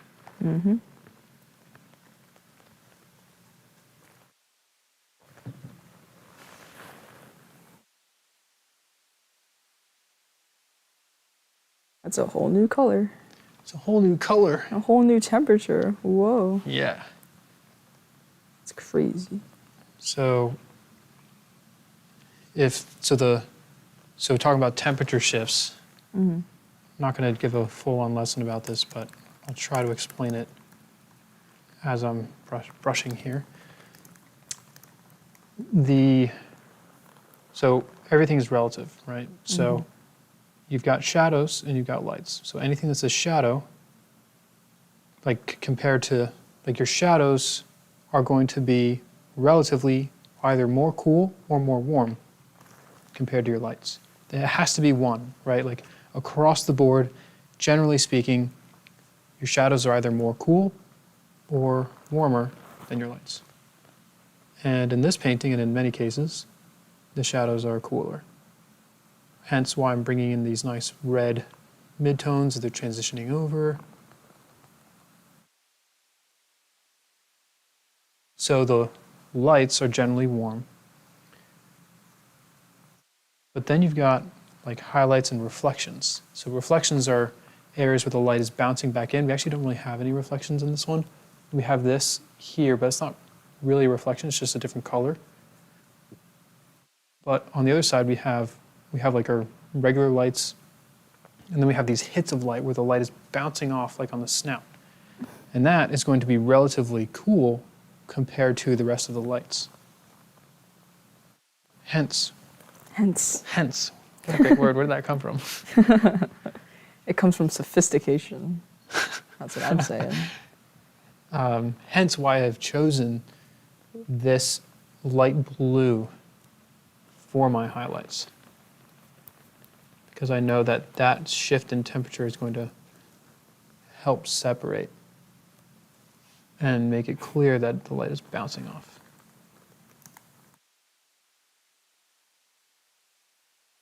Eric said ergo. Ergo, yes. Henceforth. Thereforth. And now everybody will. Everybody clap your hands. I don't know where that came from, I'm sorry. I have not said the word ergo in like since middle school. Okay. What are you contemplating? I am contemplating the fact that I need to start getting a little more specific in some areas, fill in some gaps. Does that mean a smaller brush? It's going to be, but I want to make sure my canvas is covered. Like I think this is actually the canvas and not some of that blue I just put down. Mm-hmm. Just gonna let that just do that. Why not? Make sure that's covered. The snout needs some work. Should I leave it alone? I'll leave it alone for now. I'm gonna hit this. No, I'm not. It's like me when I'm like, okay, I'm done. No, I'm not. So I'm gonna drop this red in here. Oh, that's so nice. That patch of canvas has been waiting for that this whole time. It's been asking for it, I know. Woo. Yeah, that's really nice. And I'm also going to put it over here. We have lots of ergo supporters in the chat.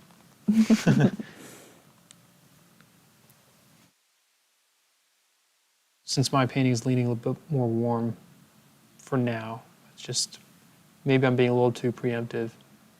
There's another word. Where did that one come from? Preemptive. Preemptive. Actually, I know where that one We have to came like from. level up our vocabulary from now on. Yeah.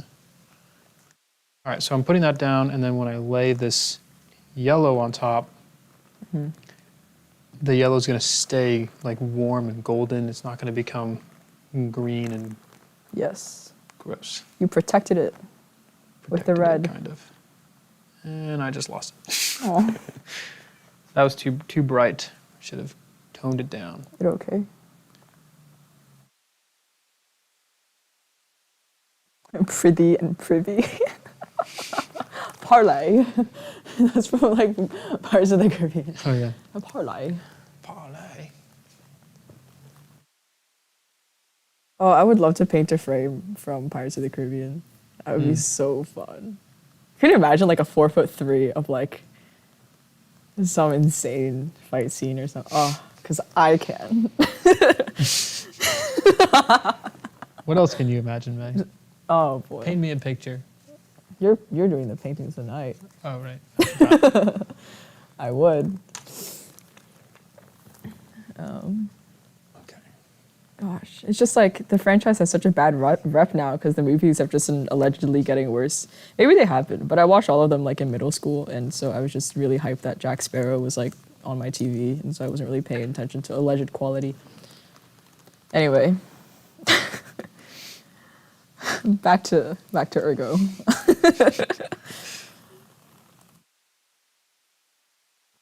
Here comes the cools. Someone says gorgeous dog. Yeah, he is.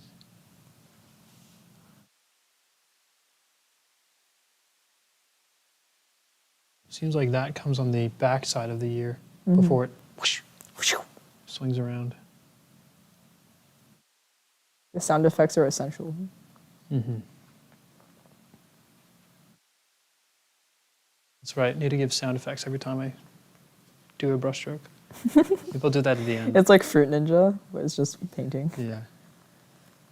I'm gonna switch back to warm. So I'm trying to think, like, you know, with my temperatures pretty actively. So up here, I'm seeing more warm than that cool. Mm-hmm.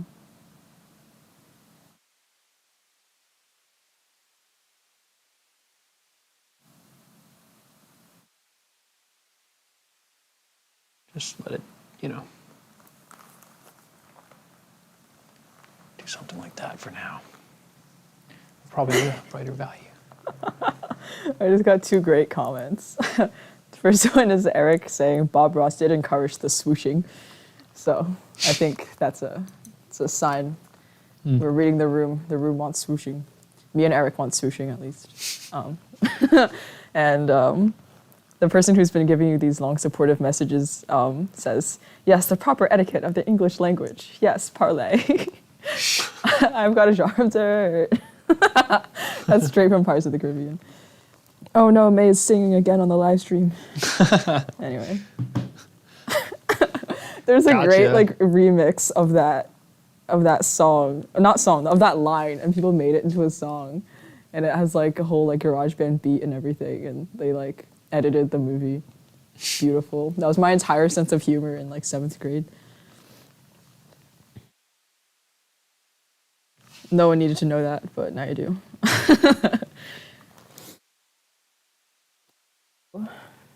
So I guess people have noticed I'm using 2 references. Mm-hmm. One is just like for overall colors and understanding how they play off of each other with the new environment.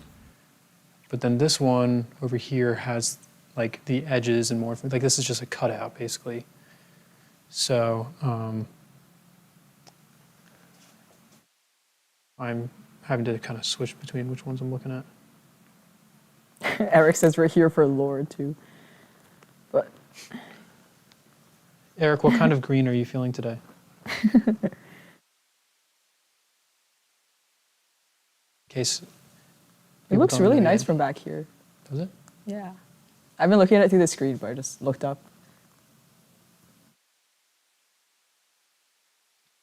Just getting closer to that place where I feel like I'm starting to play. Like you get to that place, you know? Yes. Just starting to play. For me, it's always like the last like 2 minutes. When you're like, hey, May, it's 10. And I'm like, okay. Eric says, Pine Green. I had a great time with my family today. That's lovely. Pine Green. Let me check it. I'm assuming it looks really happy, so. Okay,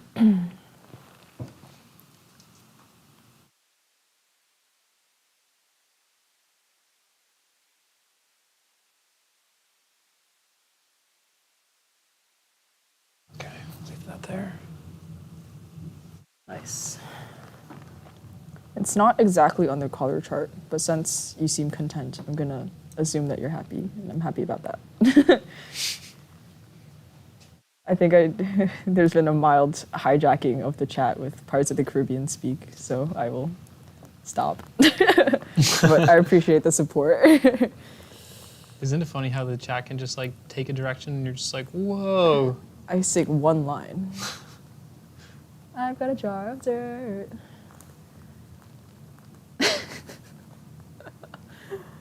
Okay, I'm gonna stop, I promise. I say that all the time.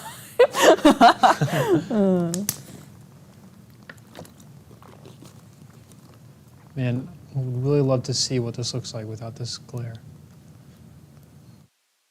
I will say, You can step back to like where I'm- I am if you want. I'm very happy with the colors, the palette that's going down on here. Like the value range is really solid. Like it's looking like it has a more of like that finished look already to it. Even as it's coming down, and of course there's still a lot of work to do, but. So all my cools are over here, my warms are over here, for the most part. My lights and shadows actually is a better way to say it. What's next? Okay, so I want to get this. That's a good point. That's a good point.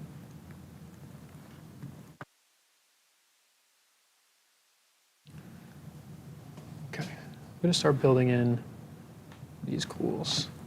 This is definitely going to start to change the feel. The feel. The feel. The feel. Yeah, so I have some cooler tones on mixed on my palette,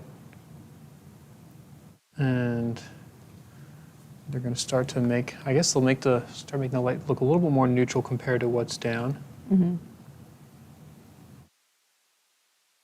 But it's also going to help create some of the structure because it's not only a temperature shift, but it's a value shift, which is more important.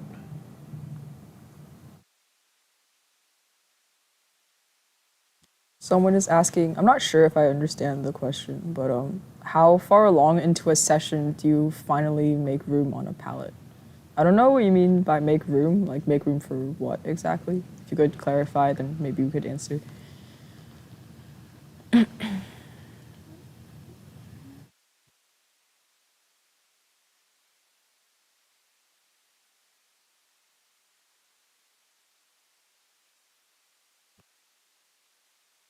I don't know if people can see that color, but I'm really, really enjoying it. The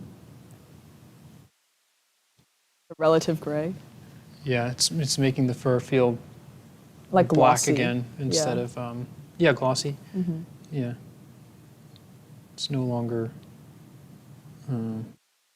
dog with dark brown hair.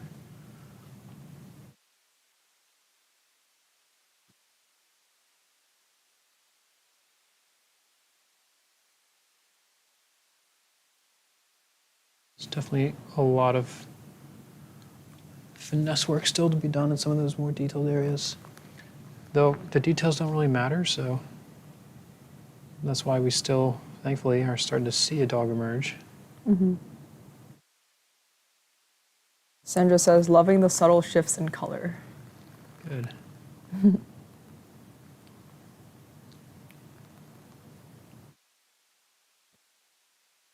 So even though I'm going to put in a brighter value there, Mm-hmm. I'm still just giving it that, like this is I'm giving it a bigger space. It's going to spill into other areas and just naturally create a bit of a gradient. It is 8:44, by the way. Okay. I think we're on track now that Yeah. I started to risk it for the biscuit. Intended pun, because Yeah. Dorg. Very good. Yeah, it would depend on. They try to clarify their question about about like when do you finally make room on a palette, and I guess it depends on how messy it gets. Yeah. Hopefully it never gets to that point. Yeah. If I run out of space, then I'll consider just taking the colors that I am using onto a new palette. Mm-hmm. Just transferring them over. Mm-hmm. Okay. I need to start thinking with a smaller brush. Dun dun dun. Dun, dun, dun. And, this spot down here, it's not actually details because it's form Yeah. that's turning, and it's just happening in a small space. Mm-hmm. Sarah Price has entered the chat. Actually, She says doggy biscuit ? switching temperatures, so there's like some translucent color happening, so I'm gonna just drop in that red, and then I'll switch back to the cool. The nostrils look really 3D, which is nice. Good, because feel like I haven't even painted them yet. I think it's because there's like a little bit of the canvas still showing through, like exactly where it should, like value Like right wise. On the right. Yeah, so it looks like the snout's nice and shiny. Mhm. Which it is, but not quite. Mm-hmm. I'm just gonna come there. Just drop that down. It's probably that was rushing. That's the wrong shade. So wait, hold on a second. You got this. No, I think that is right. So I think this would be easier if it was bigger.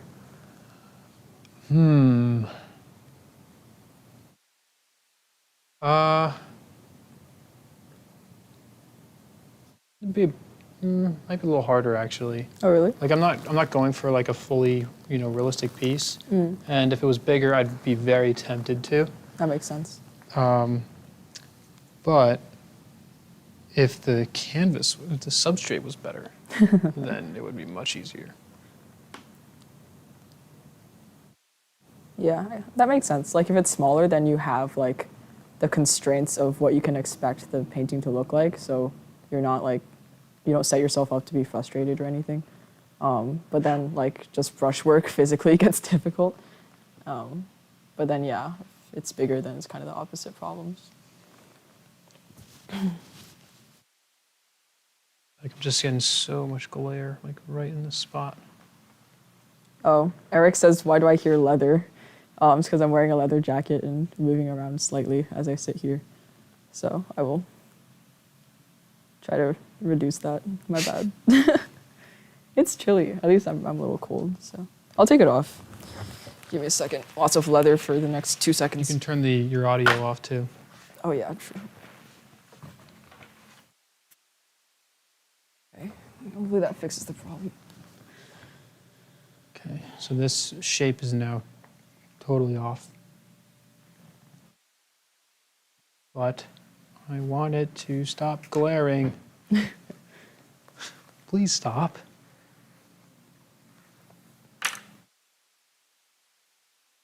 It's fine. I heard it all stream. Was just wondering. I didn't realize it was that like audible. Sorry.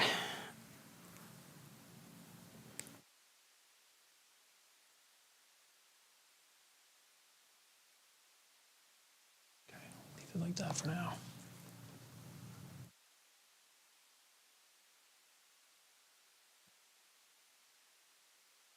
This could be like a tad more red,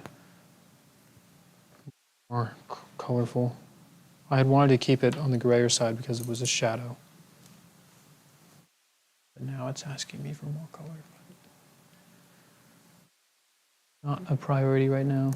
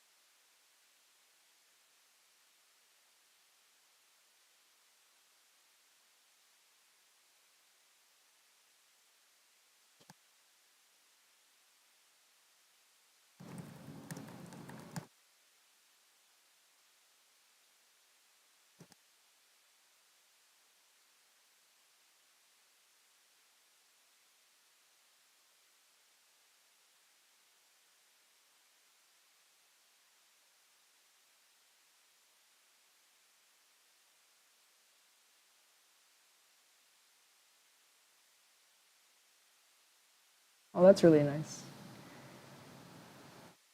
Hit of warmth. Hmm? A little hit of warmth. The camera can pick that up? Mm-hmm. Nice. Marie says, so cute. Triple exclamation point. Read.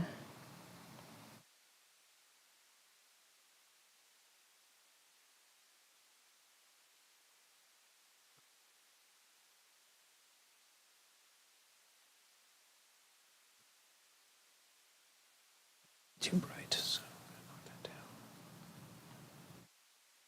down. From like a minute ago, Dee Dee said, "Wow, the last 10 minutes are really making the painting come alive." So Nice. right on.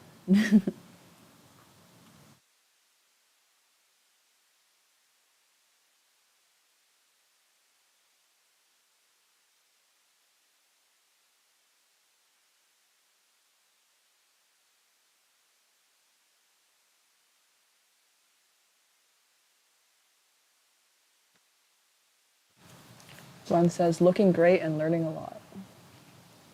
What are you guys learning? Like, Yeah. at this point, I've gotten so focused on painting. What are you guys? I'm really curious. What are you guys learning right now? Put you on the spot. Sarah Price says, "It's wonderful to finally watch you paint, Daniel. Your work was one of the factors that helped me decide to join Evolve." Whoa, that's really cool. That is very cool. Who won?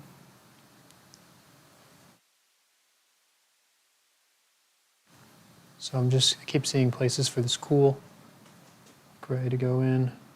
What's the time? Coming up on 9? Yeah, it's 8:53. I was gonna tell you when it was 9.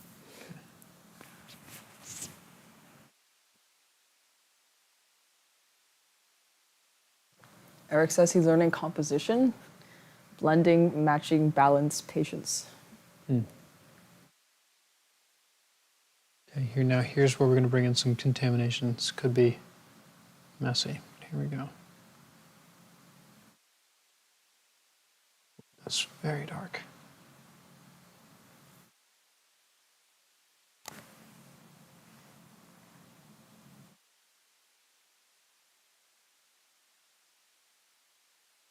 Don't do this at home, for those of you who are evolvers. I'm gonna put that in the chat. Don't do this at home.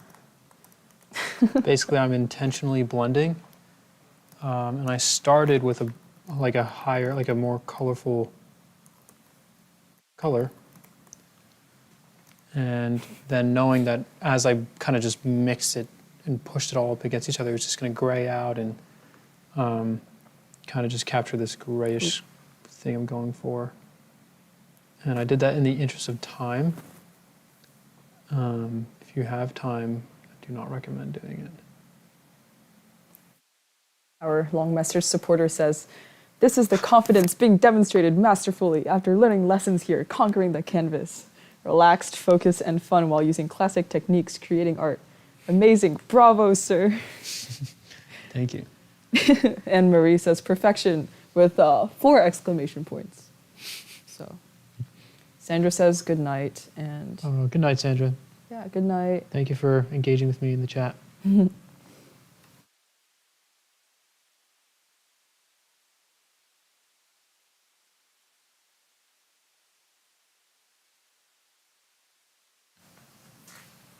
Just bringing in those cooler tones again.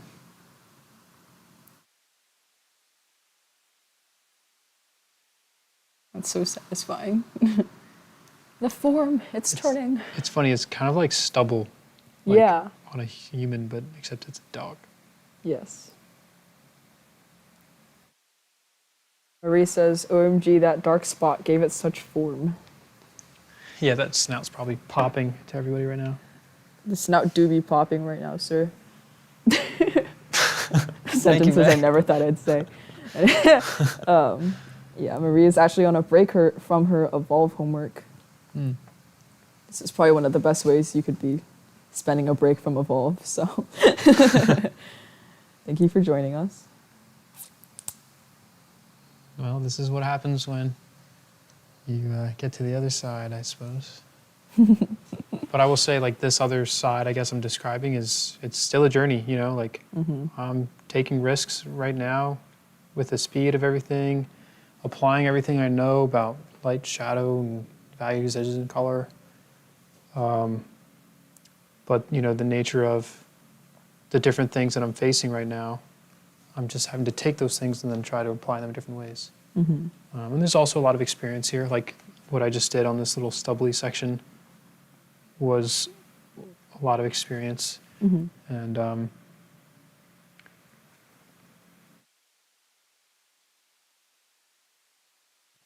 words, whatever I need to say to fill in the gap, because suddenly I just lost my train of thought. Do you think that like being in the chair like during the live streams has like helped you be able to talk more while you're in front of the camera? Probably. A little bit. Yeah. I mean, you're doing pretty well. Like outside of like not looking at the camera like 100% of the time, which is, like it took me a while to get used to that too, but yeah, you're like talking a really good amount. So, and you're producing a very cute, very good painting. I don't know. I mean, I imagine it's nice to look at the camera, but I'm trying to look at the painting as much as I can. Yeah. When I'm talking, have I been not looking at the painting and just staring off into space? Oh, no. I do that sometimes too. Just sometimes like if you talk for like a little bit longer in like the first like half hour, you'd like stare directly at the painting. But yeah, all good. Glenn says, working through the process, changing on the fly when things don't look right, using artistic skill after the schooling, temperature relationships, and painting an animal. I guess that's in response to like what are you guys learning? So. Okay. Starting to become more satisfied with what I'm seeing over there. Gonna grab slightly, this might be a little preemptive again, I've used that word once before.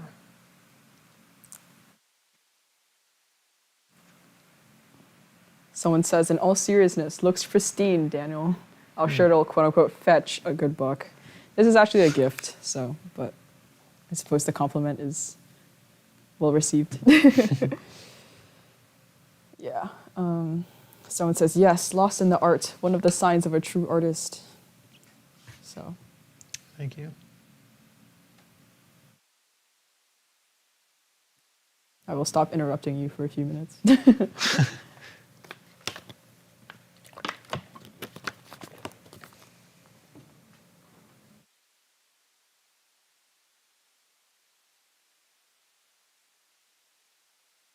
So nice.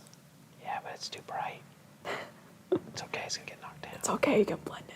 That's right. But don't do it at home. Don't tell anybody. Marie says, so satisfying. Doggy is looking adorable. I lied. I will be interrupting you. That's fine. I'm just reading the chat. So. It's just what the live streams are for, Like, we're not really here to show off. Like, if we wanted to do that, we would just only show you our best paintings that we had all the time in the world, and we could make all the mistakes and 10-hour-long live streams.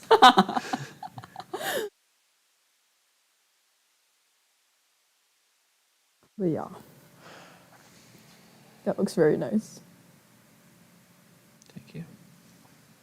I want to give that a stronger edge. So it's got the value, just needs a stronger edge because there's like a few inches where it pulls away. You want that depth, get that contrast, get that form.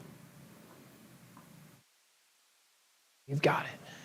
Yes, sir. And I'm gonna work on the other side of that so I can fix the shape. Say normally I really do not like I'm just like putting down a mark and then having to fix the shape afterwards. Normally I like to just keep my marks much more like right in the beginning, but A lot more what? get them right like on the yeah, first shot yeah. instead of having to go back and make adjustments. More deliberate. Yeah. It is exactly 9 o'clock. So. Okay.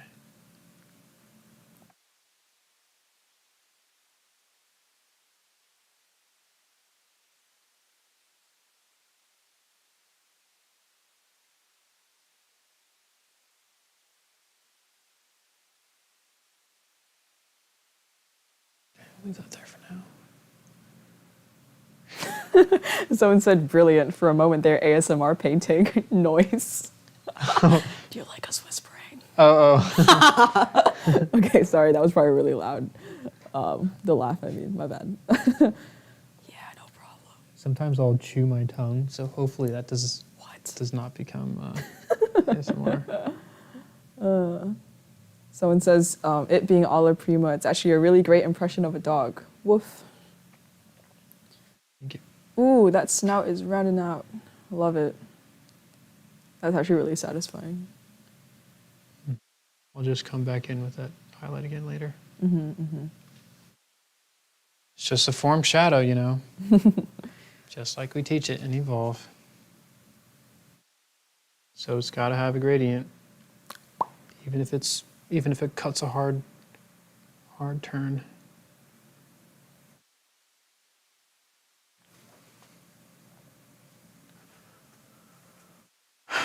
I haven't touched that section yet, but I'll still leave it because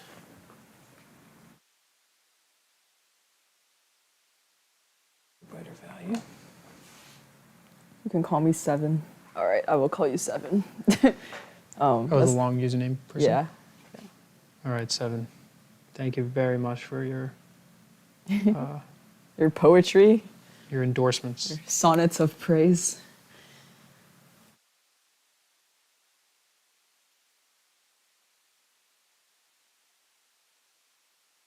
I didn't even want to like try to say the username because I felt like I would be rude. So, yeah, I appreciate it.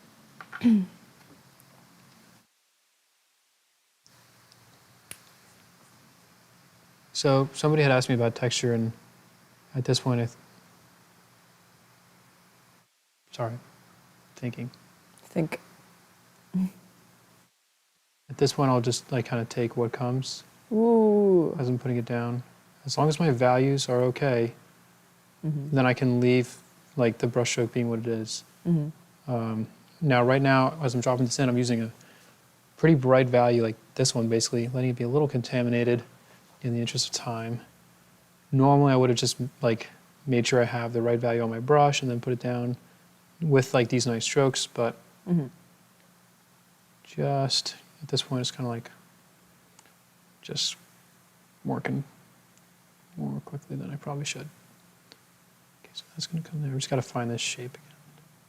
So this value is right here is too bright, so it's got to go. The value is more important than the furry edge. So we'll just keep knocking it down until. Well, you have everything you need on your palette, so. It looks really nice. Everything I need.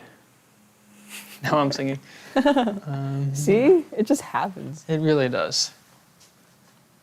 It kind of gets broken And up. I need you. No, we're not bringing that one back. No. I refuse. I All right, guess so not. I believe this is gonna come in.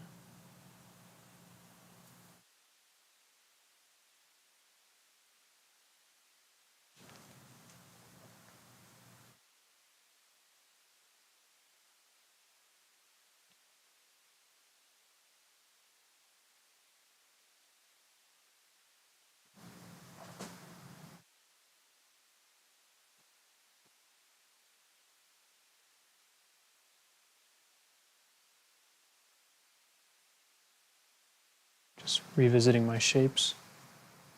And I don't have a transfer anymore,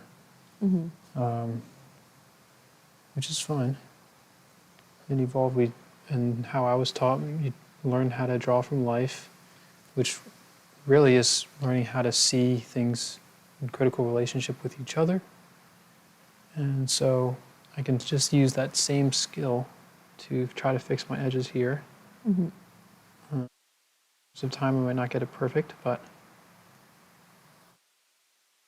I can just regain the impression, then I'll be okay. All right. You're asking to be take it down just a bit.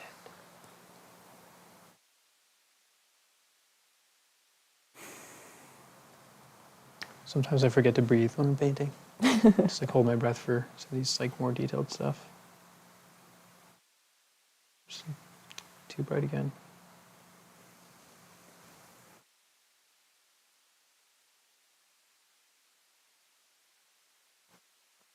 Someone says, "What are your names, the instructors?"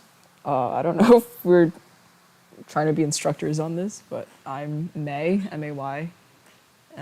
Daniel is the one painting. Hello. Nice to have you. Yeah, that's Daniel. I am the disembodied voice speaking to you, and I'm May.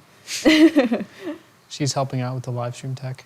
She can see your comments while I can focus on painting, direct things over to me, stuff like that. Mm-hmm. All right, let's fix that snout now. What do you think, May? Is it time? Fix the snout. Time to play. Fix the snout. Fix this snout. Oh, This guy right yeah. here. Why So not? when this value changes, and of course I just lost my shape because I had to cover it quickly. Yo, that snout is looking so 3D right now. Let's go. Oh. People are used to like this professional, chill commentary, and I'm just like, Wow, amazing. let's go. Seven says, yes, glorious singing. It does help with art or classical music played like Chopin and Wagner while painting. I do like listening to like dramatic classical music when I paint sometimes. Yes. It makes me feel like I'm like a patron or something. Or no, someone like I have like a patron and I have like my own little studio and an atelier. Actually, when I was first learning with Kevin, I think May, this was before your time. Before my time. Before your time. 2000s, baby. Kevin used to play Andrea Bocelli non-stop. Didn't you play? You played like rock. No, you played dubstep, right? Wasn't that like your thing? What? For a little bit. You played No. some extreme genre of music. I forget what it was.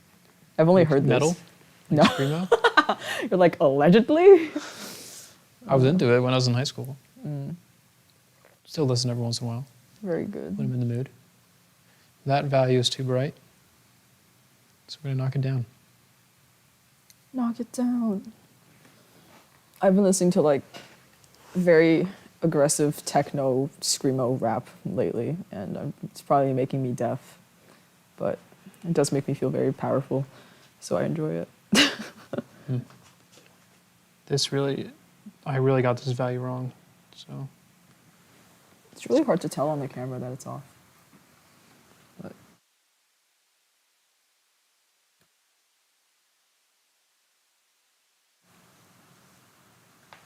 okay, I didn't mean to say that dubstep is extreme. I just mean like distinct, not like indie pop or but dubstep is dubstep.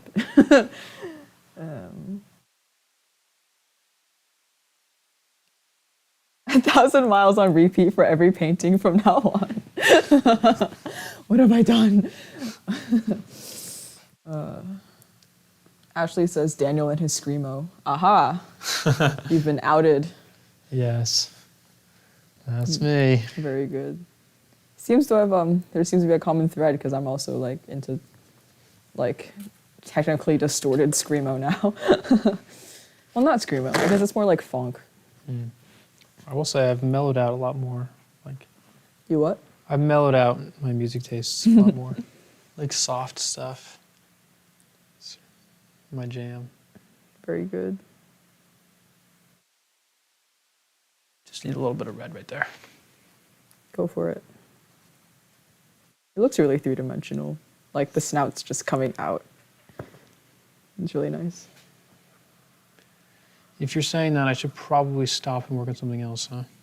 As much as I feel like you could drop in the eye and then go back to finessing things.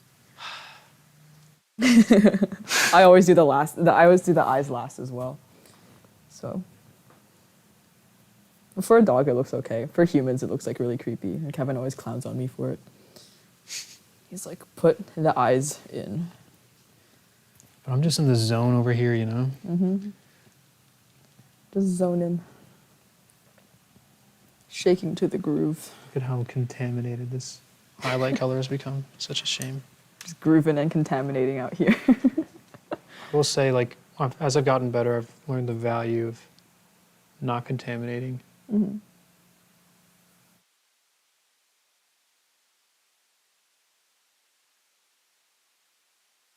So I'm cringing a little bit, but you know.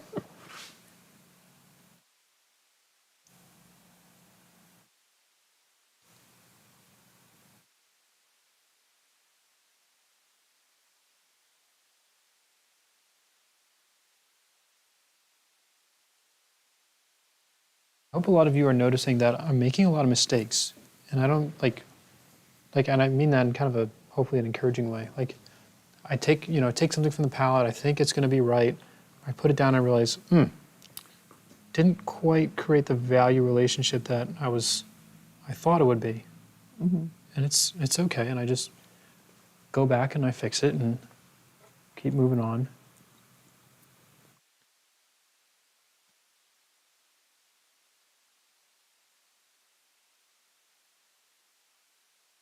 Oh, there's a snout. There he is. Okay.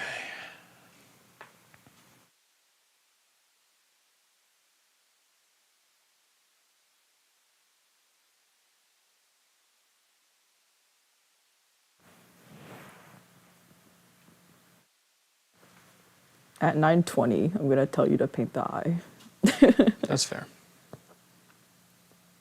and you can listen to me or not.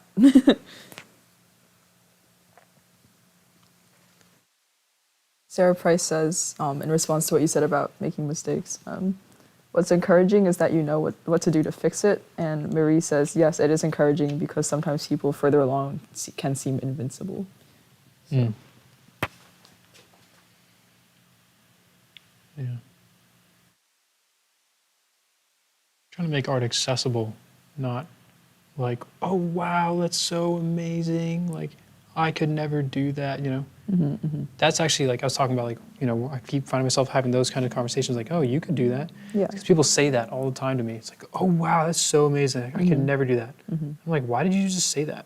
Yeah. You know, like, as if like it was like a programmed response almost, that they're like, I don't know, that like as if they suddenly like immediately ask themselves that question, like, could I do this? No, I can't. Oh, okay, so I'll tell them I can't do that, you know, like Right. almost, I don't know, like, and they're not thinking about it, they just say it.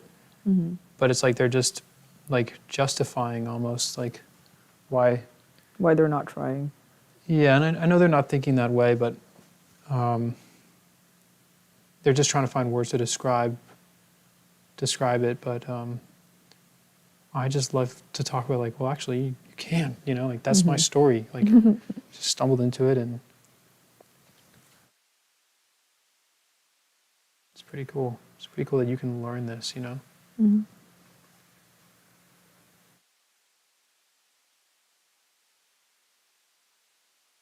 What time is it now? It is 9:15.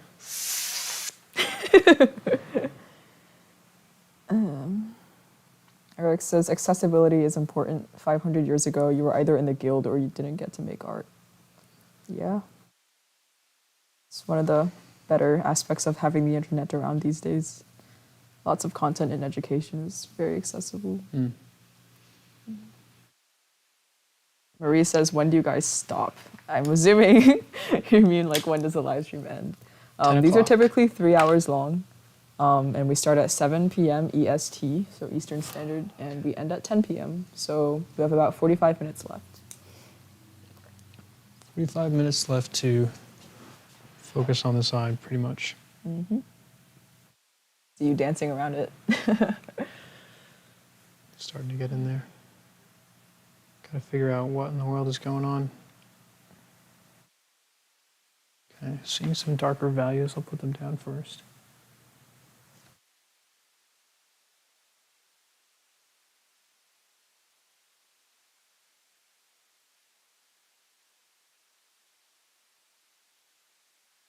Kristen says, I did a live demo today and made a ton of mistakes, but no one noticed except me. So I fixed them when I figured out how. Mm. Nice. That's usually how it goes. It's good that you went back and fixed them, though. Like personal accountability. So very much approved and applauded. 7 says, yes, Daniel, it also shows us the great confidence you have that you have this under control and you can correct those mistakes. So. Mm-hmm.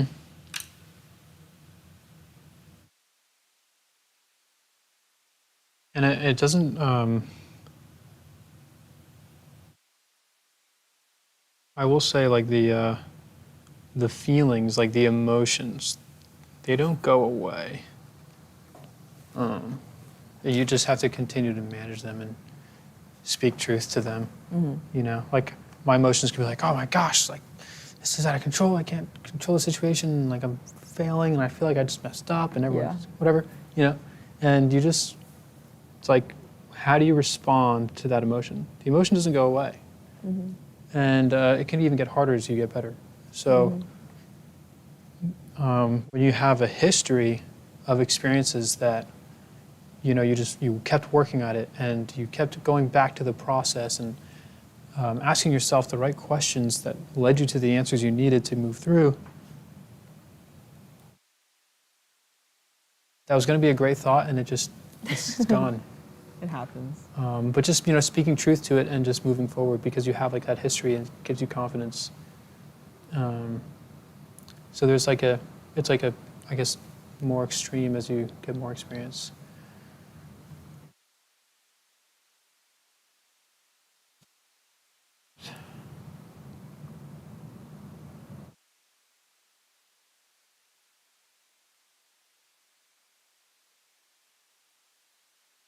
Really sure about these placements right now, but. Iggy says, lovely stuff, Daniel. And Sarah Price says, it's so exciting when I realize I know how to fix a mistake. Sometimes you need that moment to realize you are progressing. Yeah. Right, to even just realize it and notice it. Absolutely. It's easy to forget that like the things you might be, that might be really kind of, you know, keeping you up at night are things that never would have kept you up at night because like a year ago or a few weeks ago, because they were never in your vocabulary. You were always making those problems, you just never realized you were. I just touched the painting with my finger by mistake. Just keep swimming. Eric says, Dory Daniel out here swimming along. What's that? Dory Daniel out here swimming along. Yes. Iggy says, never seen you paint and I'm blown away. Yay. Here comes that red again. I'm ready, I'm ready, I'm ready. Sheesh. Very good. It's nice to have like the canvas just gradually get covered in this like very critical area. Given the size of it, you know, you're forced to simplify what you're looking at. Now it's funny, I'm seeing a bit of Naples yellow. Yeah.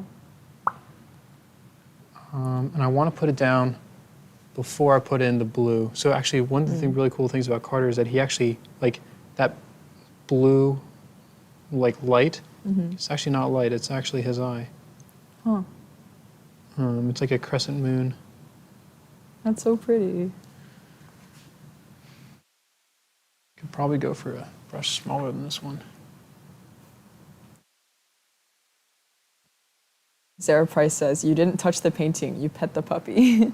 Oh. So because this Naples yellow is actually coming down on the painting much more cool than it is on the palette, I'm just going to keep working with it. Because the painting's warm and the palette's neutral. He says, OMG, this is almost better than that awesome YouTube ad. I guess the Evolve one. Yeah, so. Yeah, Daniel walks the talk. It's awesome. I walk the dog too. And you pet the dog.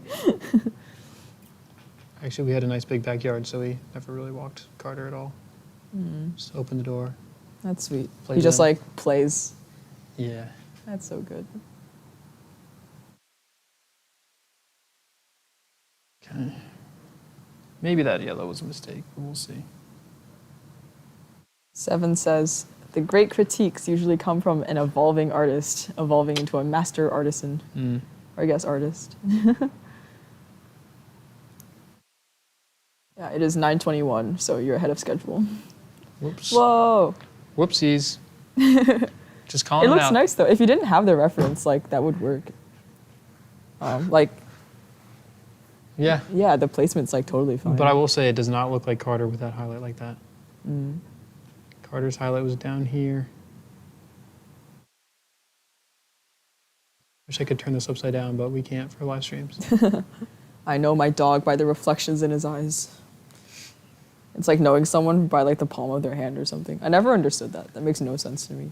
But, aww, Oh, I feel his gaze.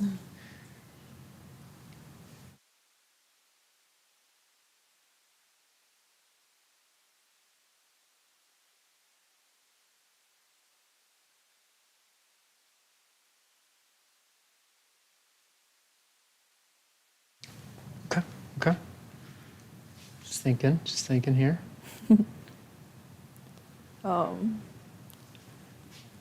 Iggy says, Daniel, will you showcase your proportional drawing skills from block 2? Not in this live stream. Well, kind of. You did cover the Did, transfer. a little so, bit. Yeah. I don't know. It's not fair to say that I did. That would be another level of complexity for sure. I feel like in a live stream. You know, because like having the proportions already there is just one less thing to worry about. And just allows you to focus more on talking And painting. and painting. All right, let's see. Goodbye, cute little highlight. It's time for you to go. No more anime eyes for Carter. Just second guess my value. I'm going to go with something a little bit different.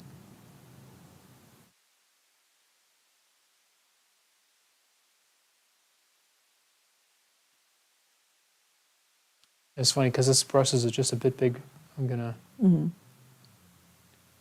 You're like twisting it. turning it into a point. Very good.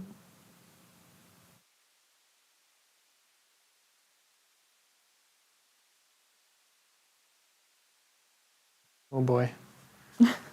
So that highlight went down pretty thickly, so I just barely touched it and I could feel it and we're just responding and trying to mix with the color that I'm putting down. So it's going to take some surgical work. Work it. Bit by bit, one stroke at a time. And this is all just to fight the contamination. Yes. You can just use new brushes too. I'll help you wash them.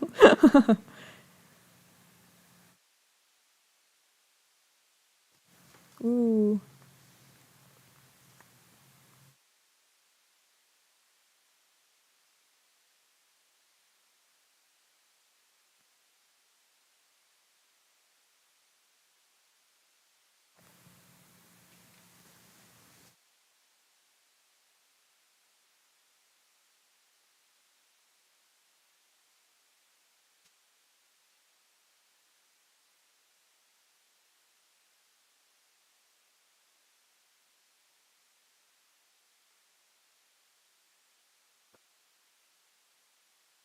Mm. I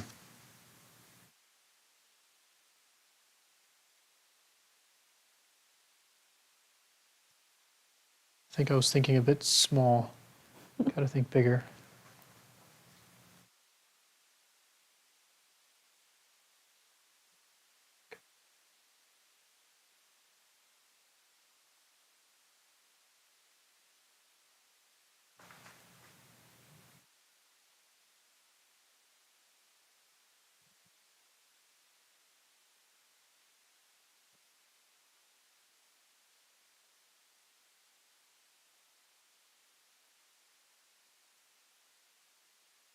Starting to look like Carter to me now.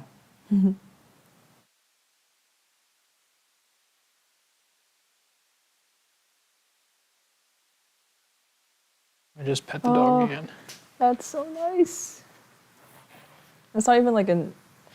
It's not like an eyelid. It's like the rim of the eyelid, I guess. That looks super nice.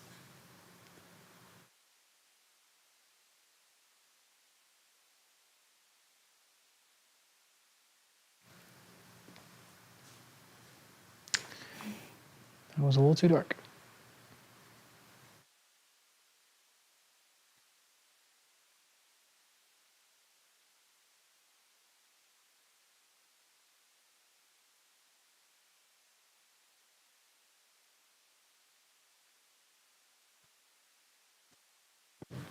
Donna says, I would never even attempt to paint something so small.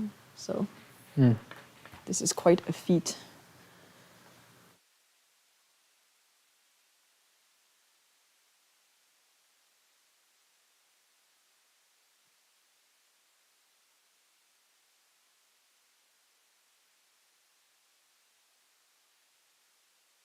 Time.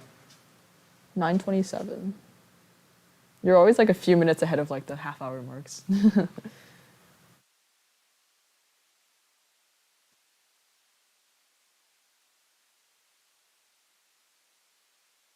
Phoebe says, it's really beautifully painted. I agree, but I don't want to distract Daniel, so I'm trying to give a little quieter.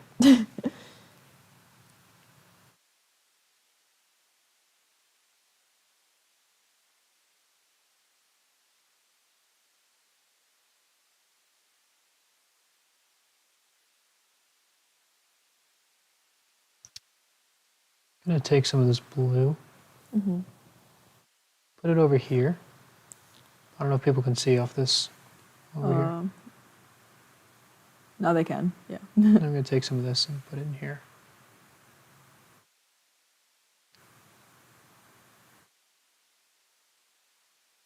You could lean back a little bit. Yeah, there you go. Eric says, scale is one of those principles that takes practice. I like drawing medium-sized objects, but I know that drawing larger will help me a lot. Yeah, it's always good to have like a good range of abilities.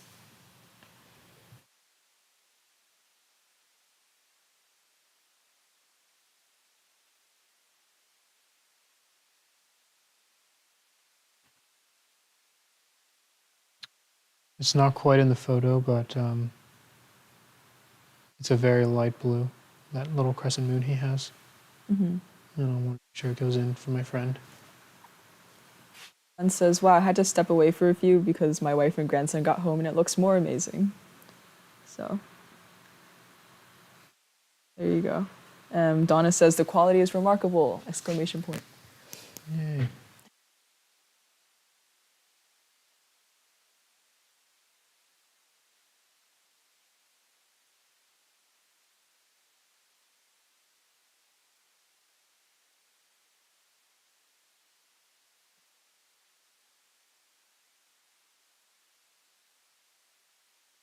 That blue is much better for me because again I want that part to be really clear. But I do need to. It is exactly 9:30. Okay.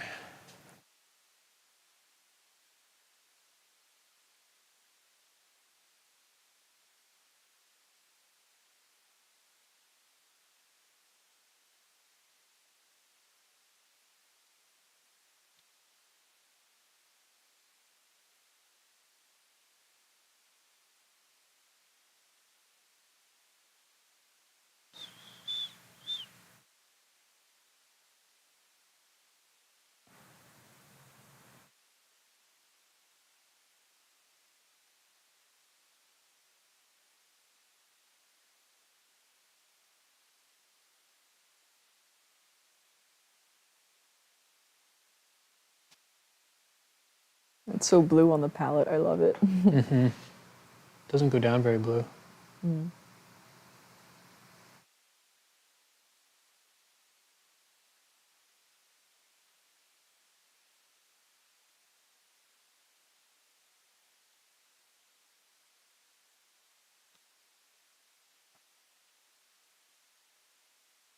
Maybe if I use red, the blue will come out.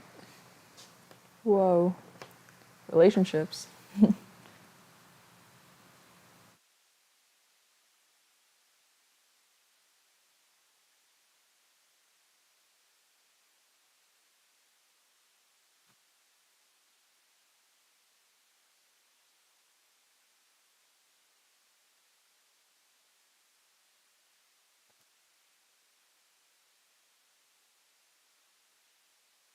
Okay.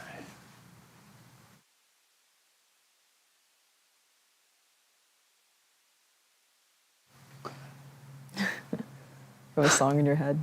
No, just talking to myself. I was thinking the eye could be a little bit bigger. Mm. It could just be this, It's like the bottom eyelid thing. I think. like that right there. There's definitely like a word for that. I just don't know it. Yeah, it could be that just the other shapes are giving it that impression. Mm-hmm. See, that's a warmer. Glenn says, Daniel, how do you feel? LOL. How do I feel? I feel good. I feel great. It's a fun, great first run for a live stream. Mm-hmm.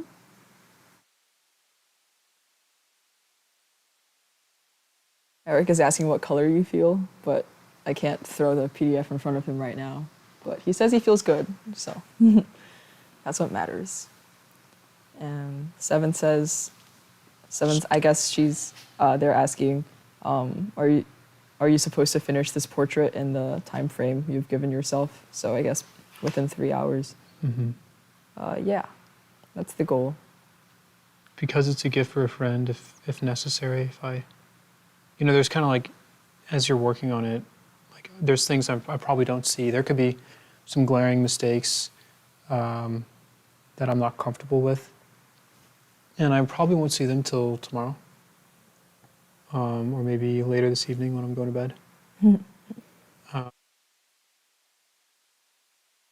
And if those things show up, then I will just probably make some small adjustments, whatever those are. Mm-hmm. And before I give it to my friend Gabe. Someone's asking how you got this reference photo. Yeah, so this was a photo from a friend had taken it and sent it to me. His fiance took it, I think.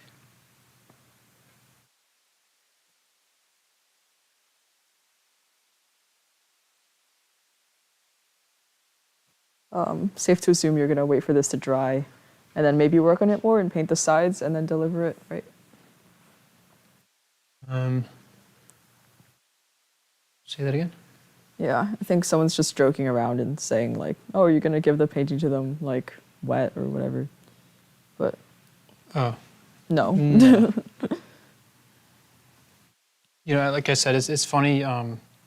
This live stream is public, but I'd be really surprised if he somehow went onto YouTube and saw this. Mm-hmm. It's not his thing. Though actually, he and I have a really great relationship. And he's a really smart guy himself. I've talked to him a lot about art, talking about this is like something I'm passionate about, like how to like seeing things differently. And he's a really smart guy. He's an engineer, and also artistic, and more music. And sometimes I'll point, like we've been friends for years, and sometimes I'll point something out, and I'll be like, oh, like do you see this right now?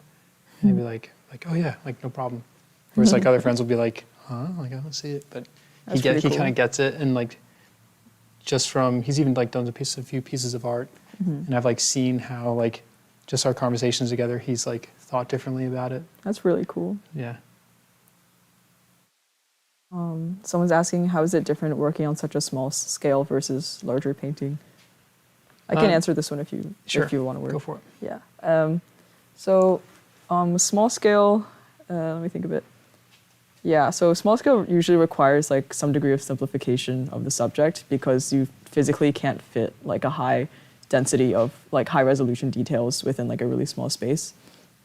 So you have to be really good at interpreting the image as a whole and knowing like what's important, like how to define like the structure and the lighting of the entire subject, and then like render a certain degree of detail and not get carried away with trying to render in more than you can like really physically put into the painting.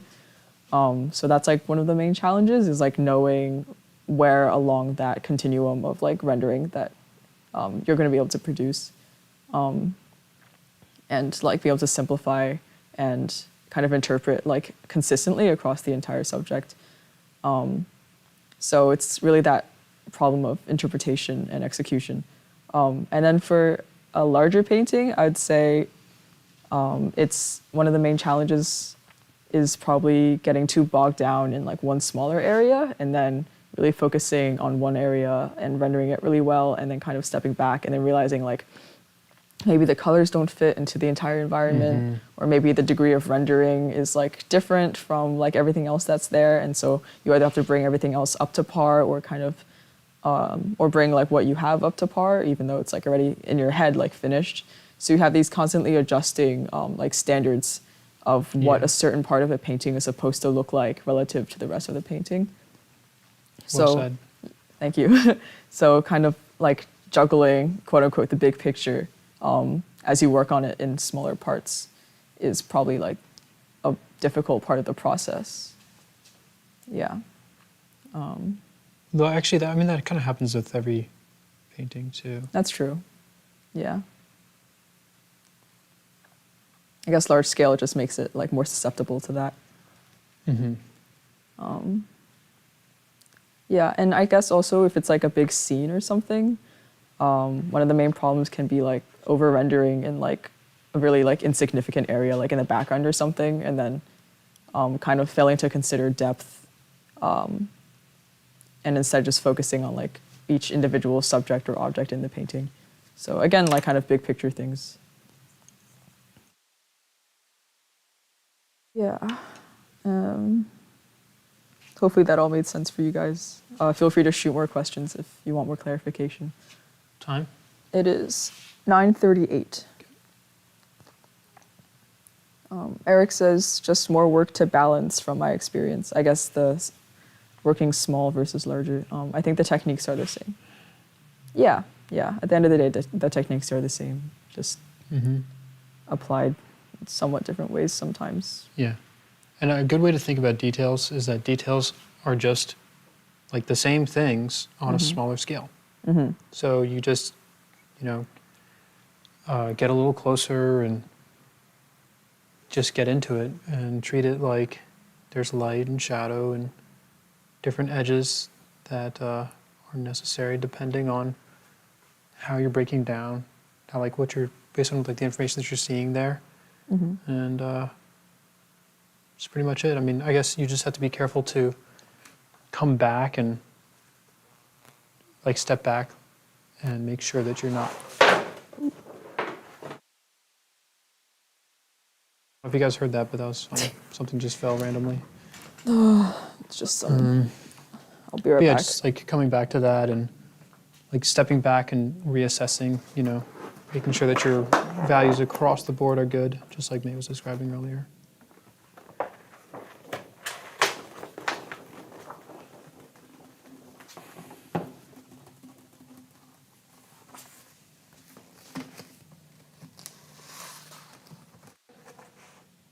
Okay.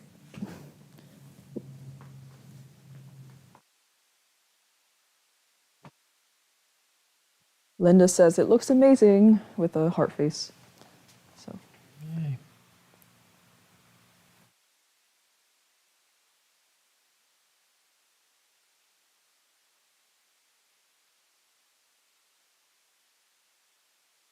It's funny, after work on the eye, it's like I feel like this little section is kind of like, well, it's just just needs to go in.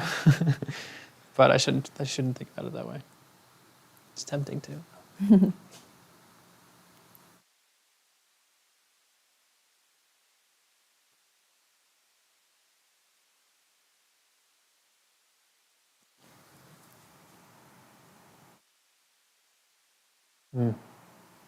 I just looked at it and appreciated it for yeah, maybe the first time. as you should.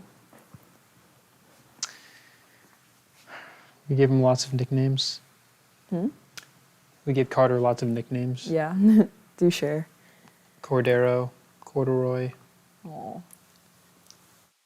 Chicken Cacciatore.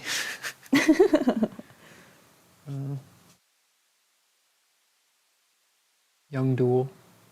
The Young Duel, I would say. Young man. He always wanted to be like one of us. Always wanted to, like if we were doing something outside, he'd want to be outside with us, hanging out. Mm-hmm. Always in the fray, in the fun. Laurel says, "It's wonderful, Daniel. See you all next session." So good night. Good Thanks night. for being here.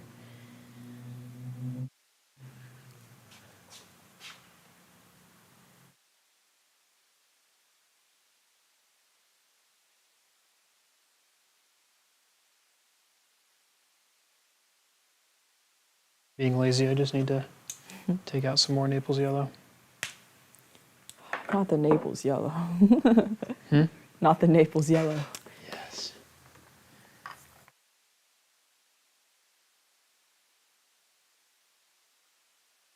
Oh, switched to the palette too late. It's okay. There. Yeah, the camera switching is an art, isn't it? It is. What's the time? It is 9:43. Okay, good. Like bracing for impact there, but 9:40, 50?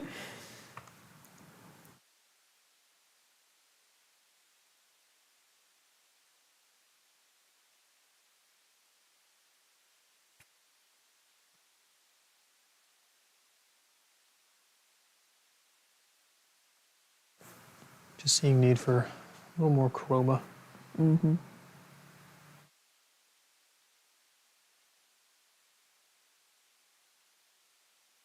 Oh, that's really lovely. It's very golden. You're so golden. Da da da da da da da da da. Out of my head, and I know that you're scared. So big.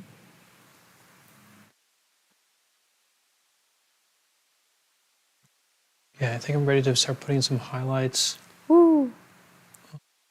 Because I really haven't put many highlights in the head here. That's going to help surround the eye with a little bit more structure. Right.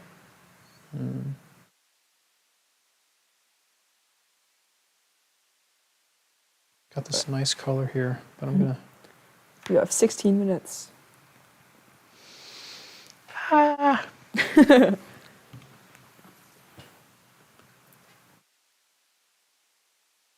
mean, obviously, if you want to go overtime, or if you need to go overtime, that's like totally fine with me. So. We'll see. I want to, set a good example. We'll see. That's Meanwhile, not gonna, May's like, how much you want to bet? that's not gonna work. Yeah, you probably made some bets with Kevin. I actually didn't. You should have. Kevin's been otherwise occupied.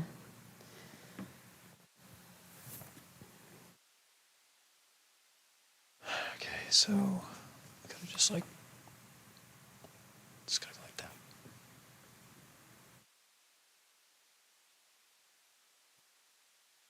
Right in here, so values need to be Ooh, elevated. it's all softened.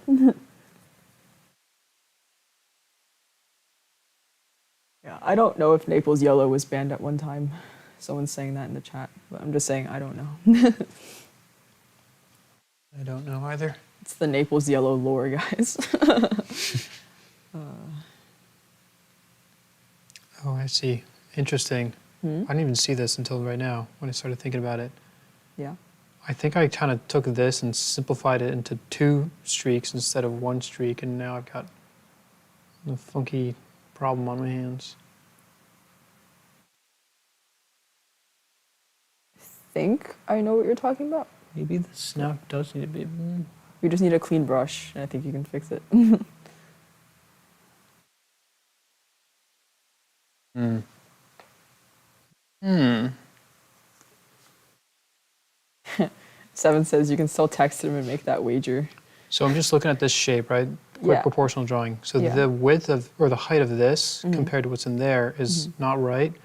And I'm thinking that it may have happened when I was rehashing the thing here. So to make that a little higher, I think that's part of it. And Yeah. then I'm gonna come back in with some of this guy.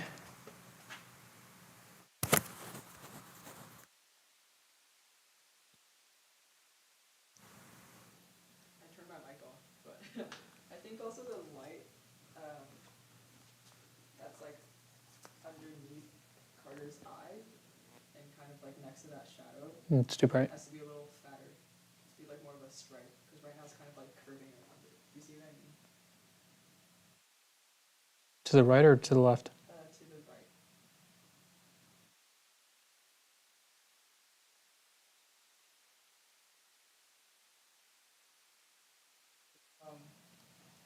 Like that little, it's like down or further down, and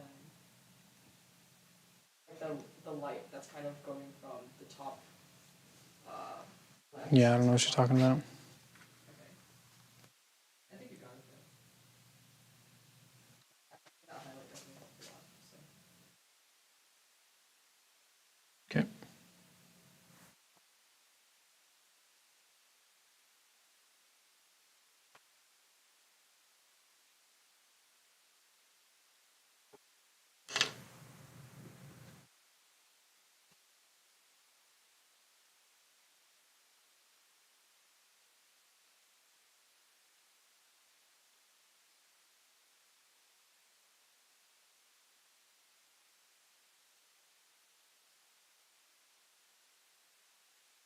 Yeah, that's what I was saying. Very good.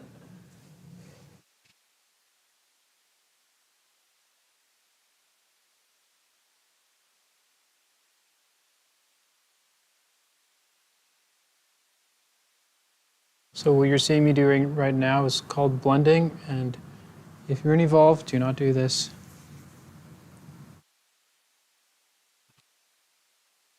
Putting no blending in the chat.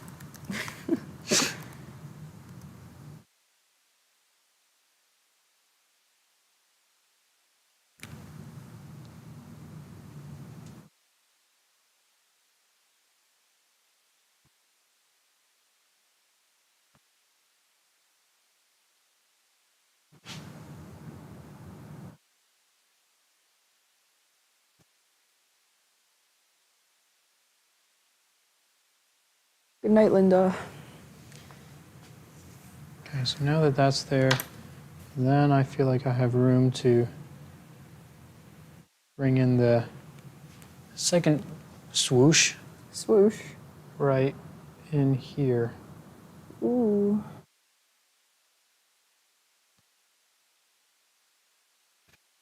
Lots of swooshy wooshies. That's what we like to see. That's what I'm here for. It is 9:50. Oh man. I think we might be going over, That's okay. but it shouldn't be over by too much.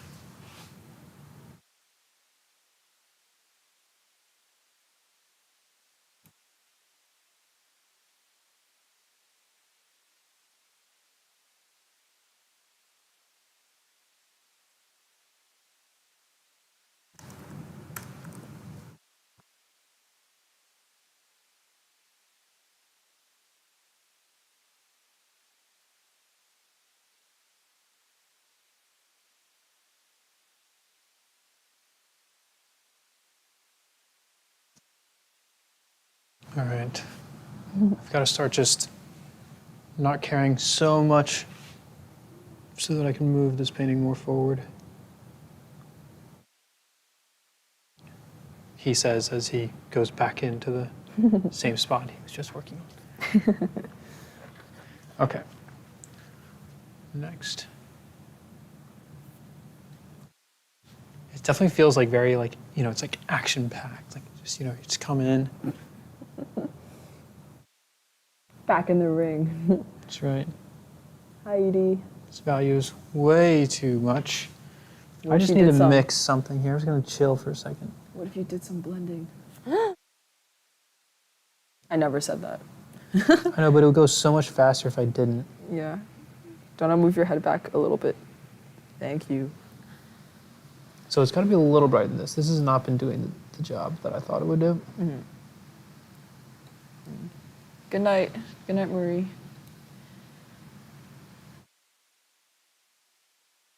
So I've got that.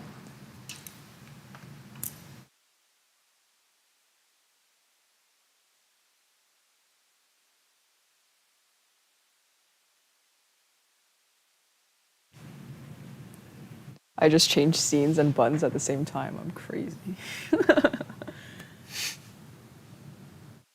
Edie says, wow, the painting is quite realistic. And Glenn says, we be here if you run over.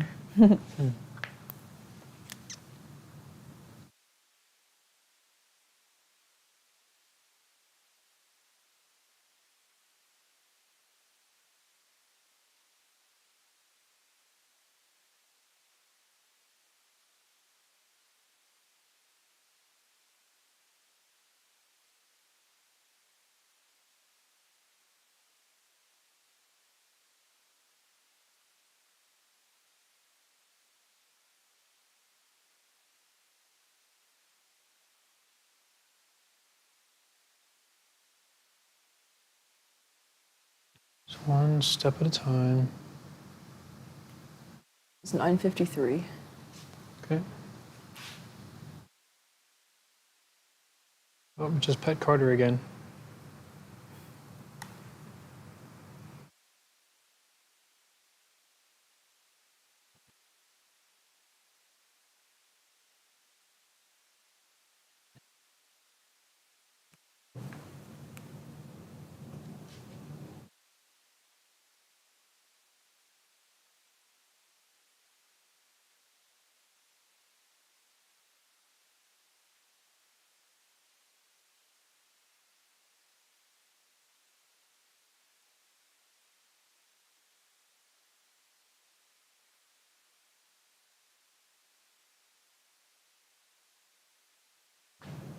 My values might be a little over the top here.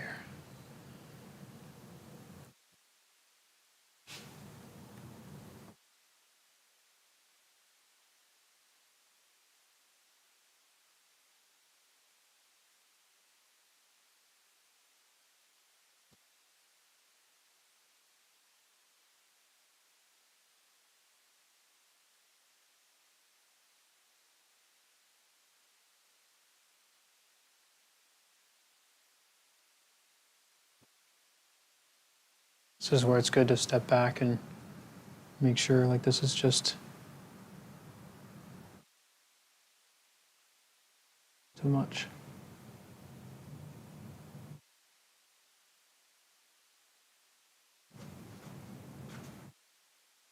It's dropping back a little better. But what I'm seeing back there is some red. Like this temperature, but plus this color. Let's see how that goes.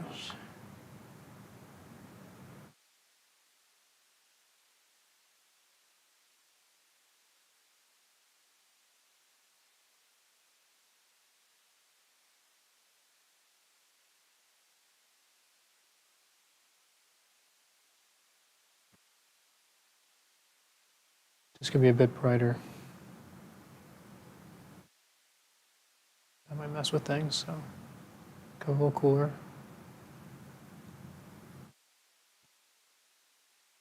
That's going to be too bright. This is so sloppy.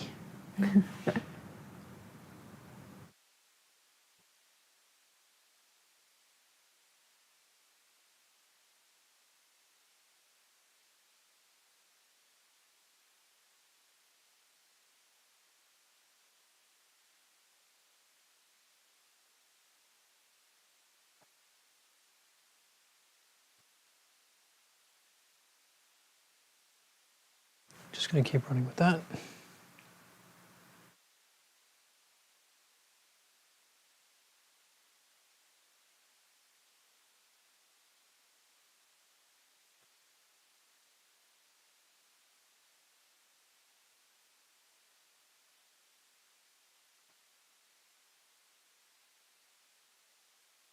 And Edie is asking, are the paints linseed oil? I believe Old Holland uses linseed oil to bind their paint. Probably. That is the answer. I'm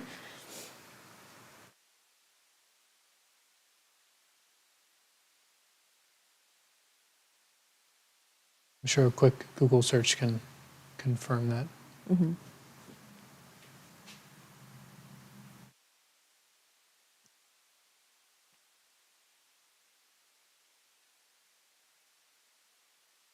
I'm paying it right now. I kind of stepped back from the details. I'm just rethinking like, how are my overall values looking in the space? Mm-hmm. And I thought I could just lighten that value back there a little bit.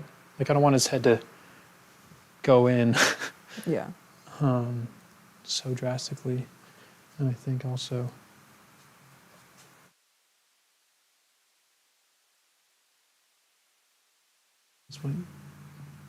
there might be some stuff in here that I decided to kind of rework that makes us go over.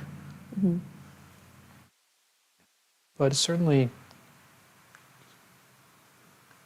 it's funny, like this side to me is like a big mess, but it's It really reads not fine. needed. Like, Yeah, there's not a lot going on in there. it just goes to show, like, if you're no general like your values are good for your shadows, and then you focus only on the lights, Mm-hmm. you probably do pretty well with your painting. Ooh. Hello. Hello. Good morning. Been waiting for that one. Thankfully, it's fur. Mm-hmm. Just kind of just block it in. Just using the side of my brush. It just works for the size Mm-hmm. of the painting that I'm doing. Probably wouldn't work for a larger painting. Yeah. Yeah.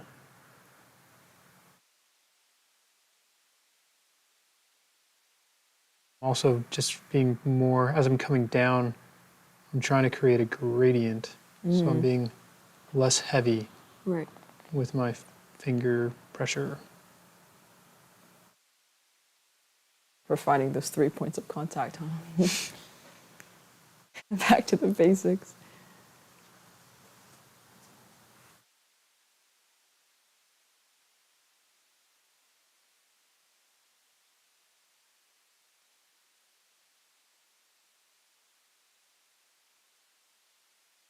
I get a little more red as I go down.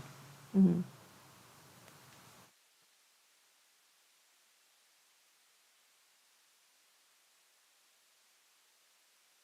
It is 10 o'clock.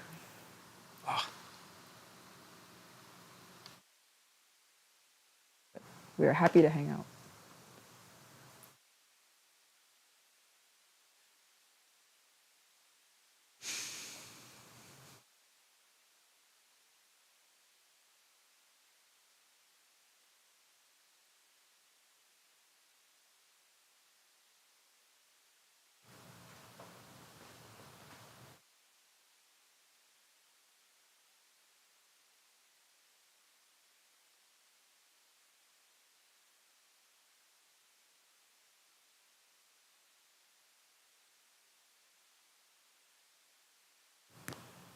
Ooh, that's really nice.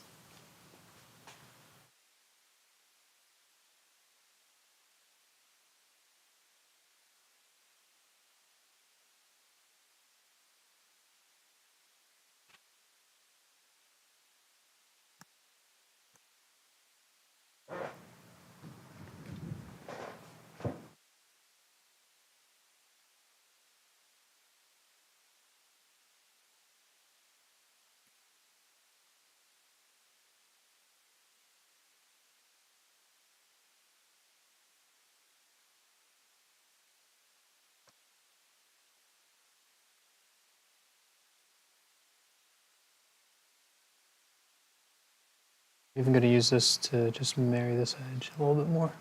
Mary. Marry. Actually, I'm going to grab this red instead. It doesn't take, I don't want this to grab too much attention. Mm-hmm.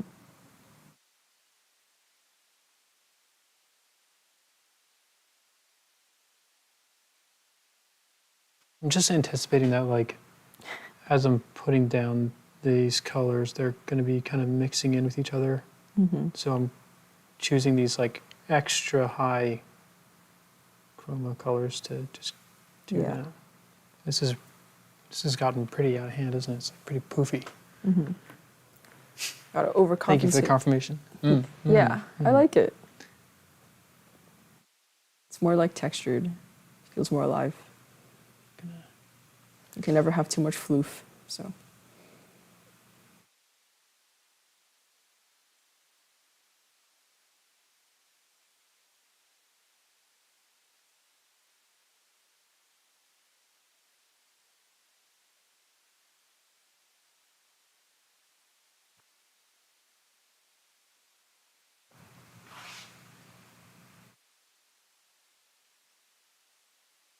That's so satisfying.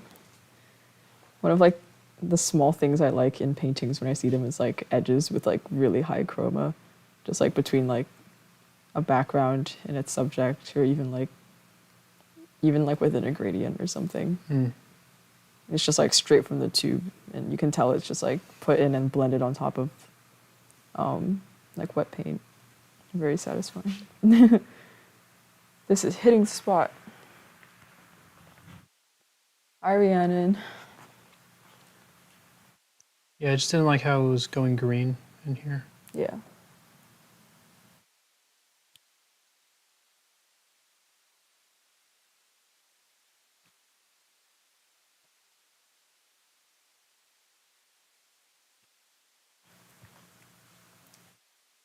From here, there's no glare, and it looks like really nice.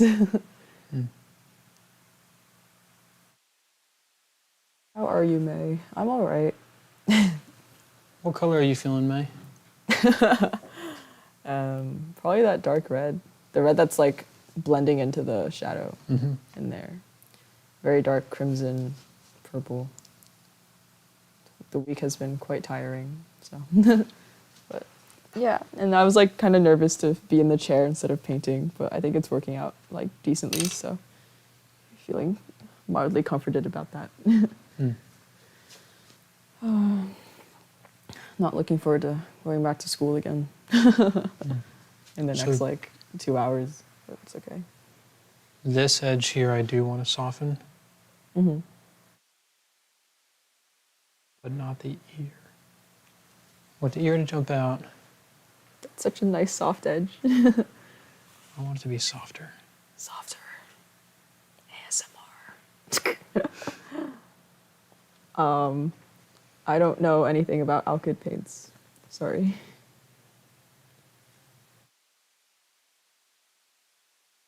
But I'm sure the internet will be happy to provide you with miscellaneous information. So.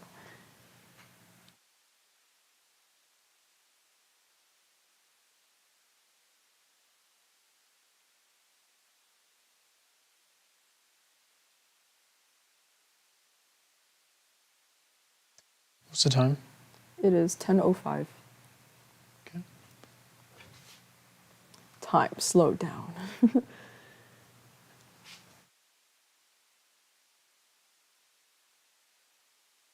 Are you what you would say like playing yet or not really? Yeah, I'm playing. Very good. I'm gonna put it in the chat. Daniel is playing. Actually, no, that's weird. Oh, that's so nice. The continuity of the warmth to that one corner where it was like only cool colors was very satisfying. Yeah, this is the one part of the crop of the photo that just looked a little odd to me, and I knew something's got to happen with it. Yeah. It's funny. This is just a blur, but it's like it's working. Yeah. Like it doesn't need Great. to attract any more attention. This edge on the side of the face has been bothering me. Like I just want to soften the edges. Like I think my values are fine. Yeah.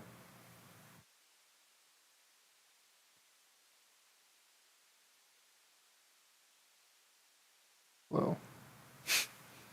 Didn't realize what was on my brush there. Just gonna bring some of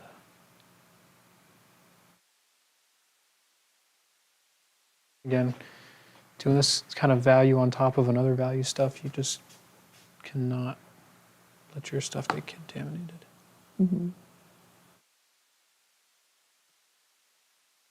Yeah, like this is all blur too, but seems to be acceptable. That was not acceptable. So like this right here, like I just put in this kind of hair that I was seeing, but it just attracts unwanted attention in an area that's recessed under its chin. Right. And I want to create depth. I want to, so things that are going to be going further back, I would want them to be softer, not sharper. So instead, I'm going to see if I can create sharper edges here. But even this can't be so distinct or defined that it competes with other things. It's all about these relationships. And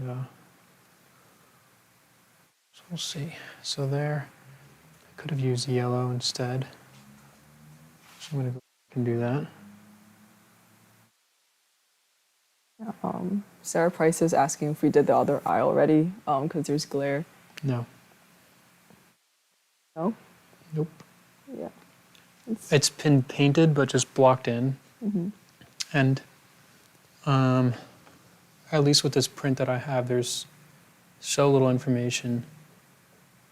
I think I just need to really mostly just remove some of the stuff that's there. And I'll probably just leave it.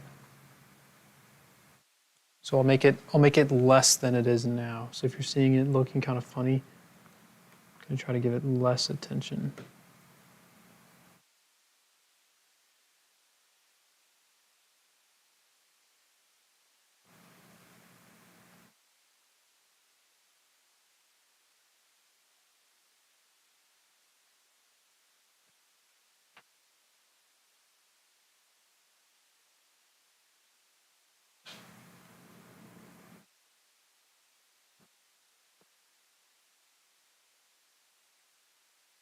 Time?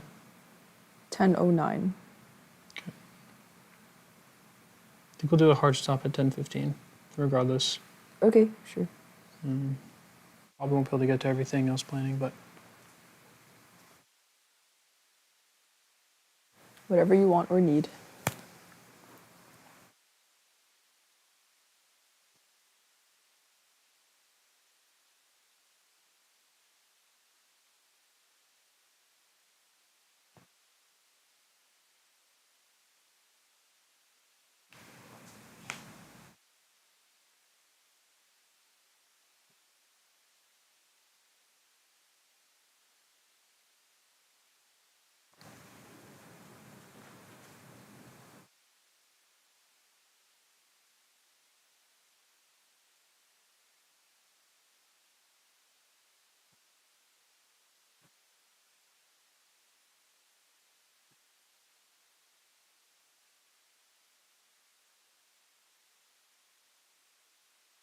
Thank you, Karen. Have a good night.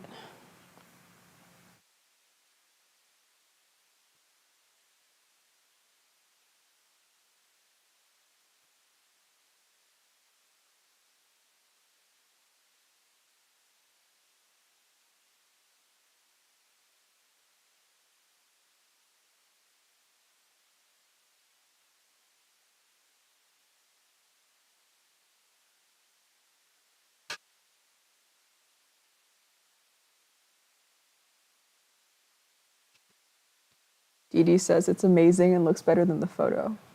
yay. Thank you. It's high praise. That's the goal. Rhiannon is asking whose doggo this is. A friend of mine named Gabe.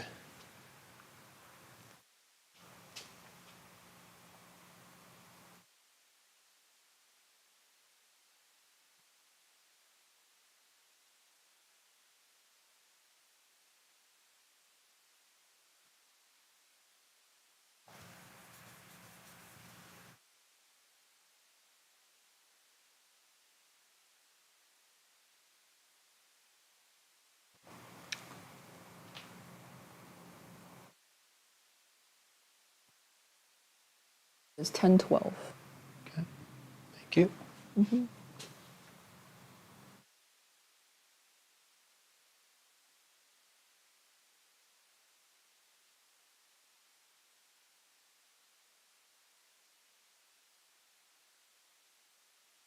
Glenn says it's been wonderful watching and learning.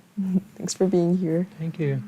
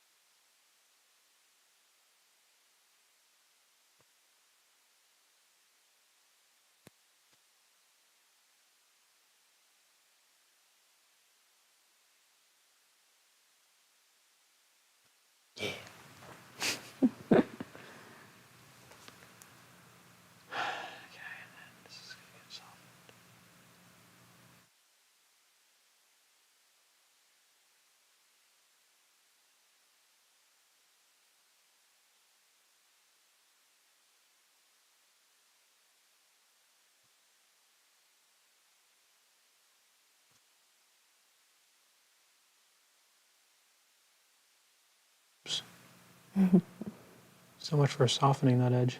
You got this. It is 10:14. Good night, Debbie. Thanks for being here.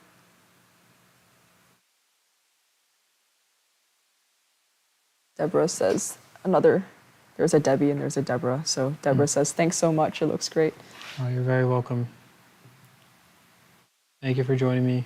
It's been a wonderful time. Definitely looking forward to doing this again with you guys.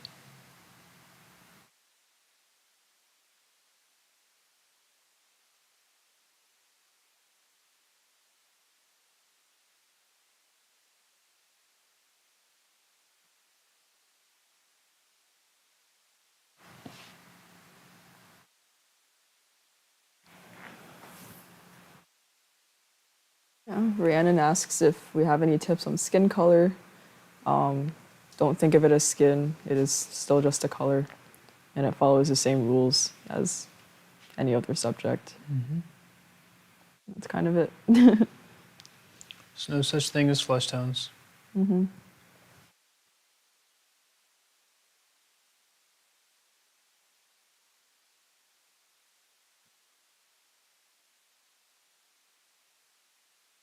Nightingale says beautiful. Sandra Knight says amazingly beautiful, thanks. Kristen says it's really beautiful work. You can feel the care and attention that's going into it.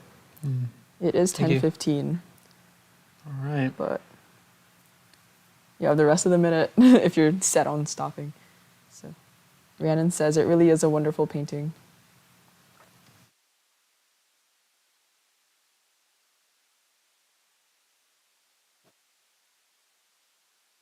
It's really lovely. I get the benefit of having some distance and no glare, so it's really three-dimensional too, which I really love. Even though it's like such a small space. I'm gonna make a couple more things and that'll be done. All right, Edie's asking, can you please explain that? No such thing as flesh tones. Basically, everything you see is a reflection of light upon a certain surface. And so therefore, everything you see is just light, and it's not specific. It's not specifically different. There's no like inherent like uniqueness about like skin. It's just another surface that light bounces off of. And depending on the atmosphere, you know, like if you're in a room with like only red walls, then like your skin's going to be tinted red, or it's going to appear to be tinted red. Or if you have like a blue light source, your skin is going to appear blue. And so like it's really kind of not Whatever useful. the environment dictates. Yeah, and so it's just not useful to think of the color of skin as a specific like group of colors. It's really just whatever color or whatever light is like hitting the skin of a particular color or chemical makeup and producing the color that you see. So, yeah.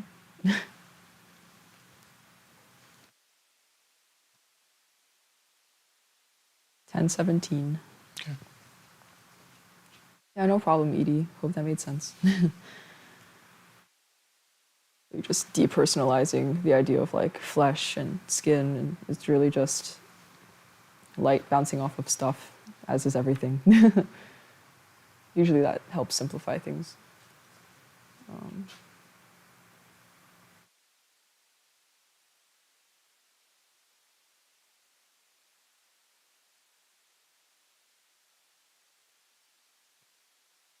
How are you feeling? Me? Yeah. Great. Yeah. That's what I like to hear. Yep, so we will stop here. I will tell you that I will revisit this and the eye on my own time. I might just let it dry and then glaze over it. Like this needs to be a bit darker and more red. And then that eye. What the heck? Actually, I'll just finish this eye for the sake of the stream. And, Let's go. Yeah. So, what do we got going on here? Got some hair in my paint. Someone asked if you were painting a portrait from black and white photo, where would you start for the skin tone?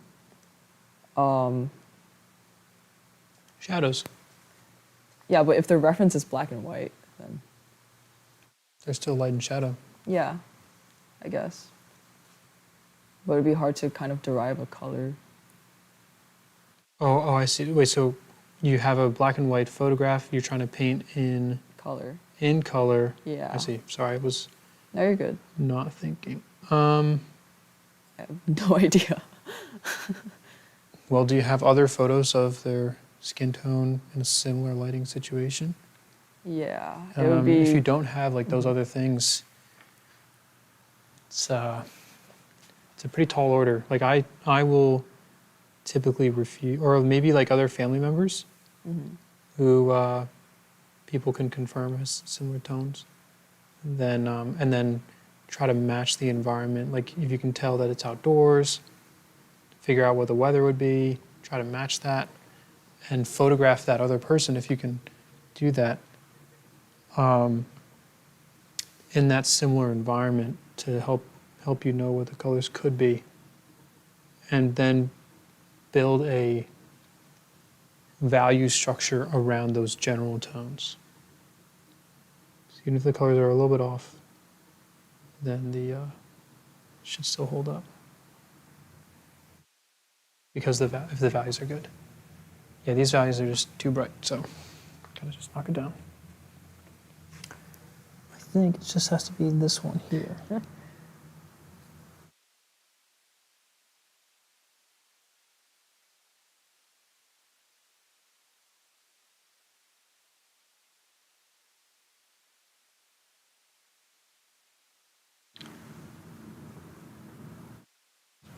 Yeah, I guess I would create like a value chroma scale of sorts. So,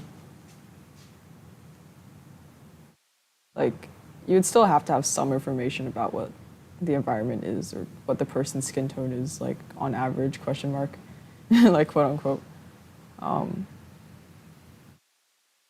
of mix that color very generally and then make it into a value scale and then kind of make it less colorful as you get darker into the shadows. But yeah, it'd be pretty hard to just completely fabricate.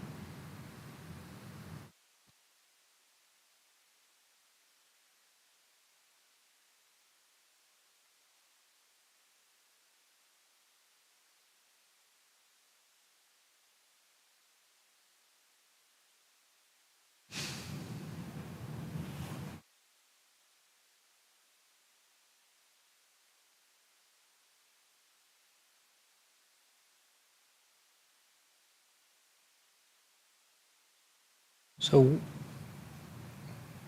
I might stop here because when I step back, what I see is glare from the brush application, not even the value that it actually is. When I step forward and look down, I can see it like this. Do you want to fan brush it? Or is it just like canvas? It's the canvas. So this is kind of interesting. I'm even seeing, when I look at it this way, I'm like realizing there's actually a bunch of holes in this painting. Holes as in white areas that I haven't completely covered in my haste.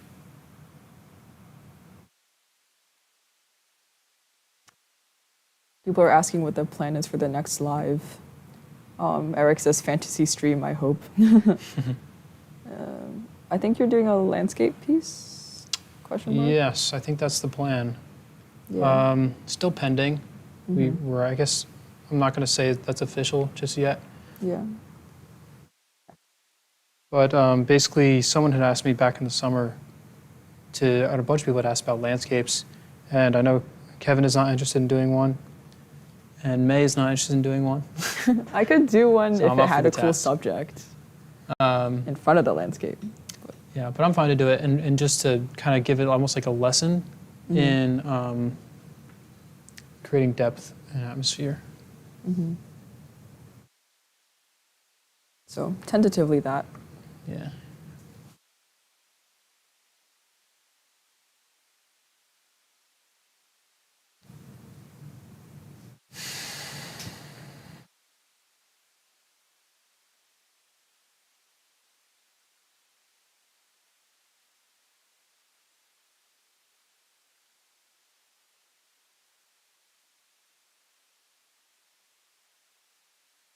Yeah, I'm going to stop here. There's really, at this point, it's just cleanup work and battling the canvas. There's really nothing that I'll be adding to this painting that is worth seeing. But like I said, I'm going to have to, I'll probably, the studio lights that we have on here, going to have them, turn them off, and I'll clean up any of my edges to make sure that my, like right here, I'm seeing there's some white peeking through. I didn't even notice that until I looked at it like this. And I'll kind of just make sure that there's no white canvas showing through. There actually might be a bunch in here that I'll have to look into. But anyways, it's all just kind of cleanup work. And this, like I said, will get a little bit darker in value, put some red into it. I'll clean that up once I can actually see it. But this painting basically is what it is. And Nice. I'm going to leave it. I'm not going to sign it. I'll sign it after it's dry. I think it'll just come out much nicer that way. So thank you, everybody.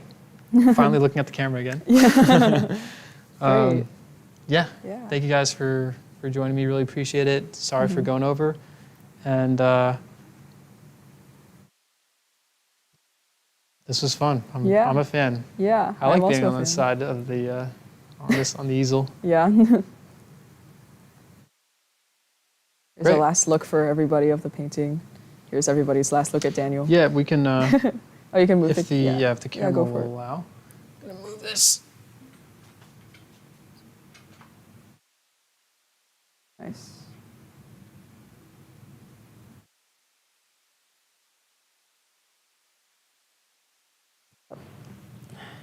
Glenn says thank you both. Rhiannon says it was fun. Glad you did it so I could join. Why move it back up? Wait. Oh, you're moving the camera down. Let me see. Oh, because glare. Yeah. Sarah Price says thank you. So beautiful. Eric Hunt says nice.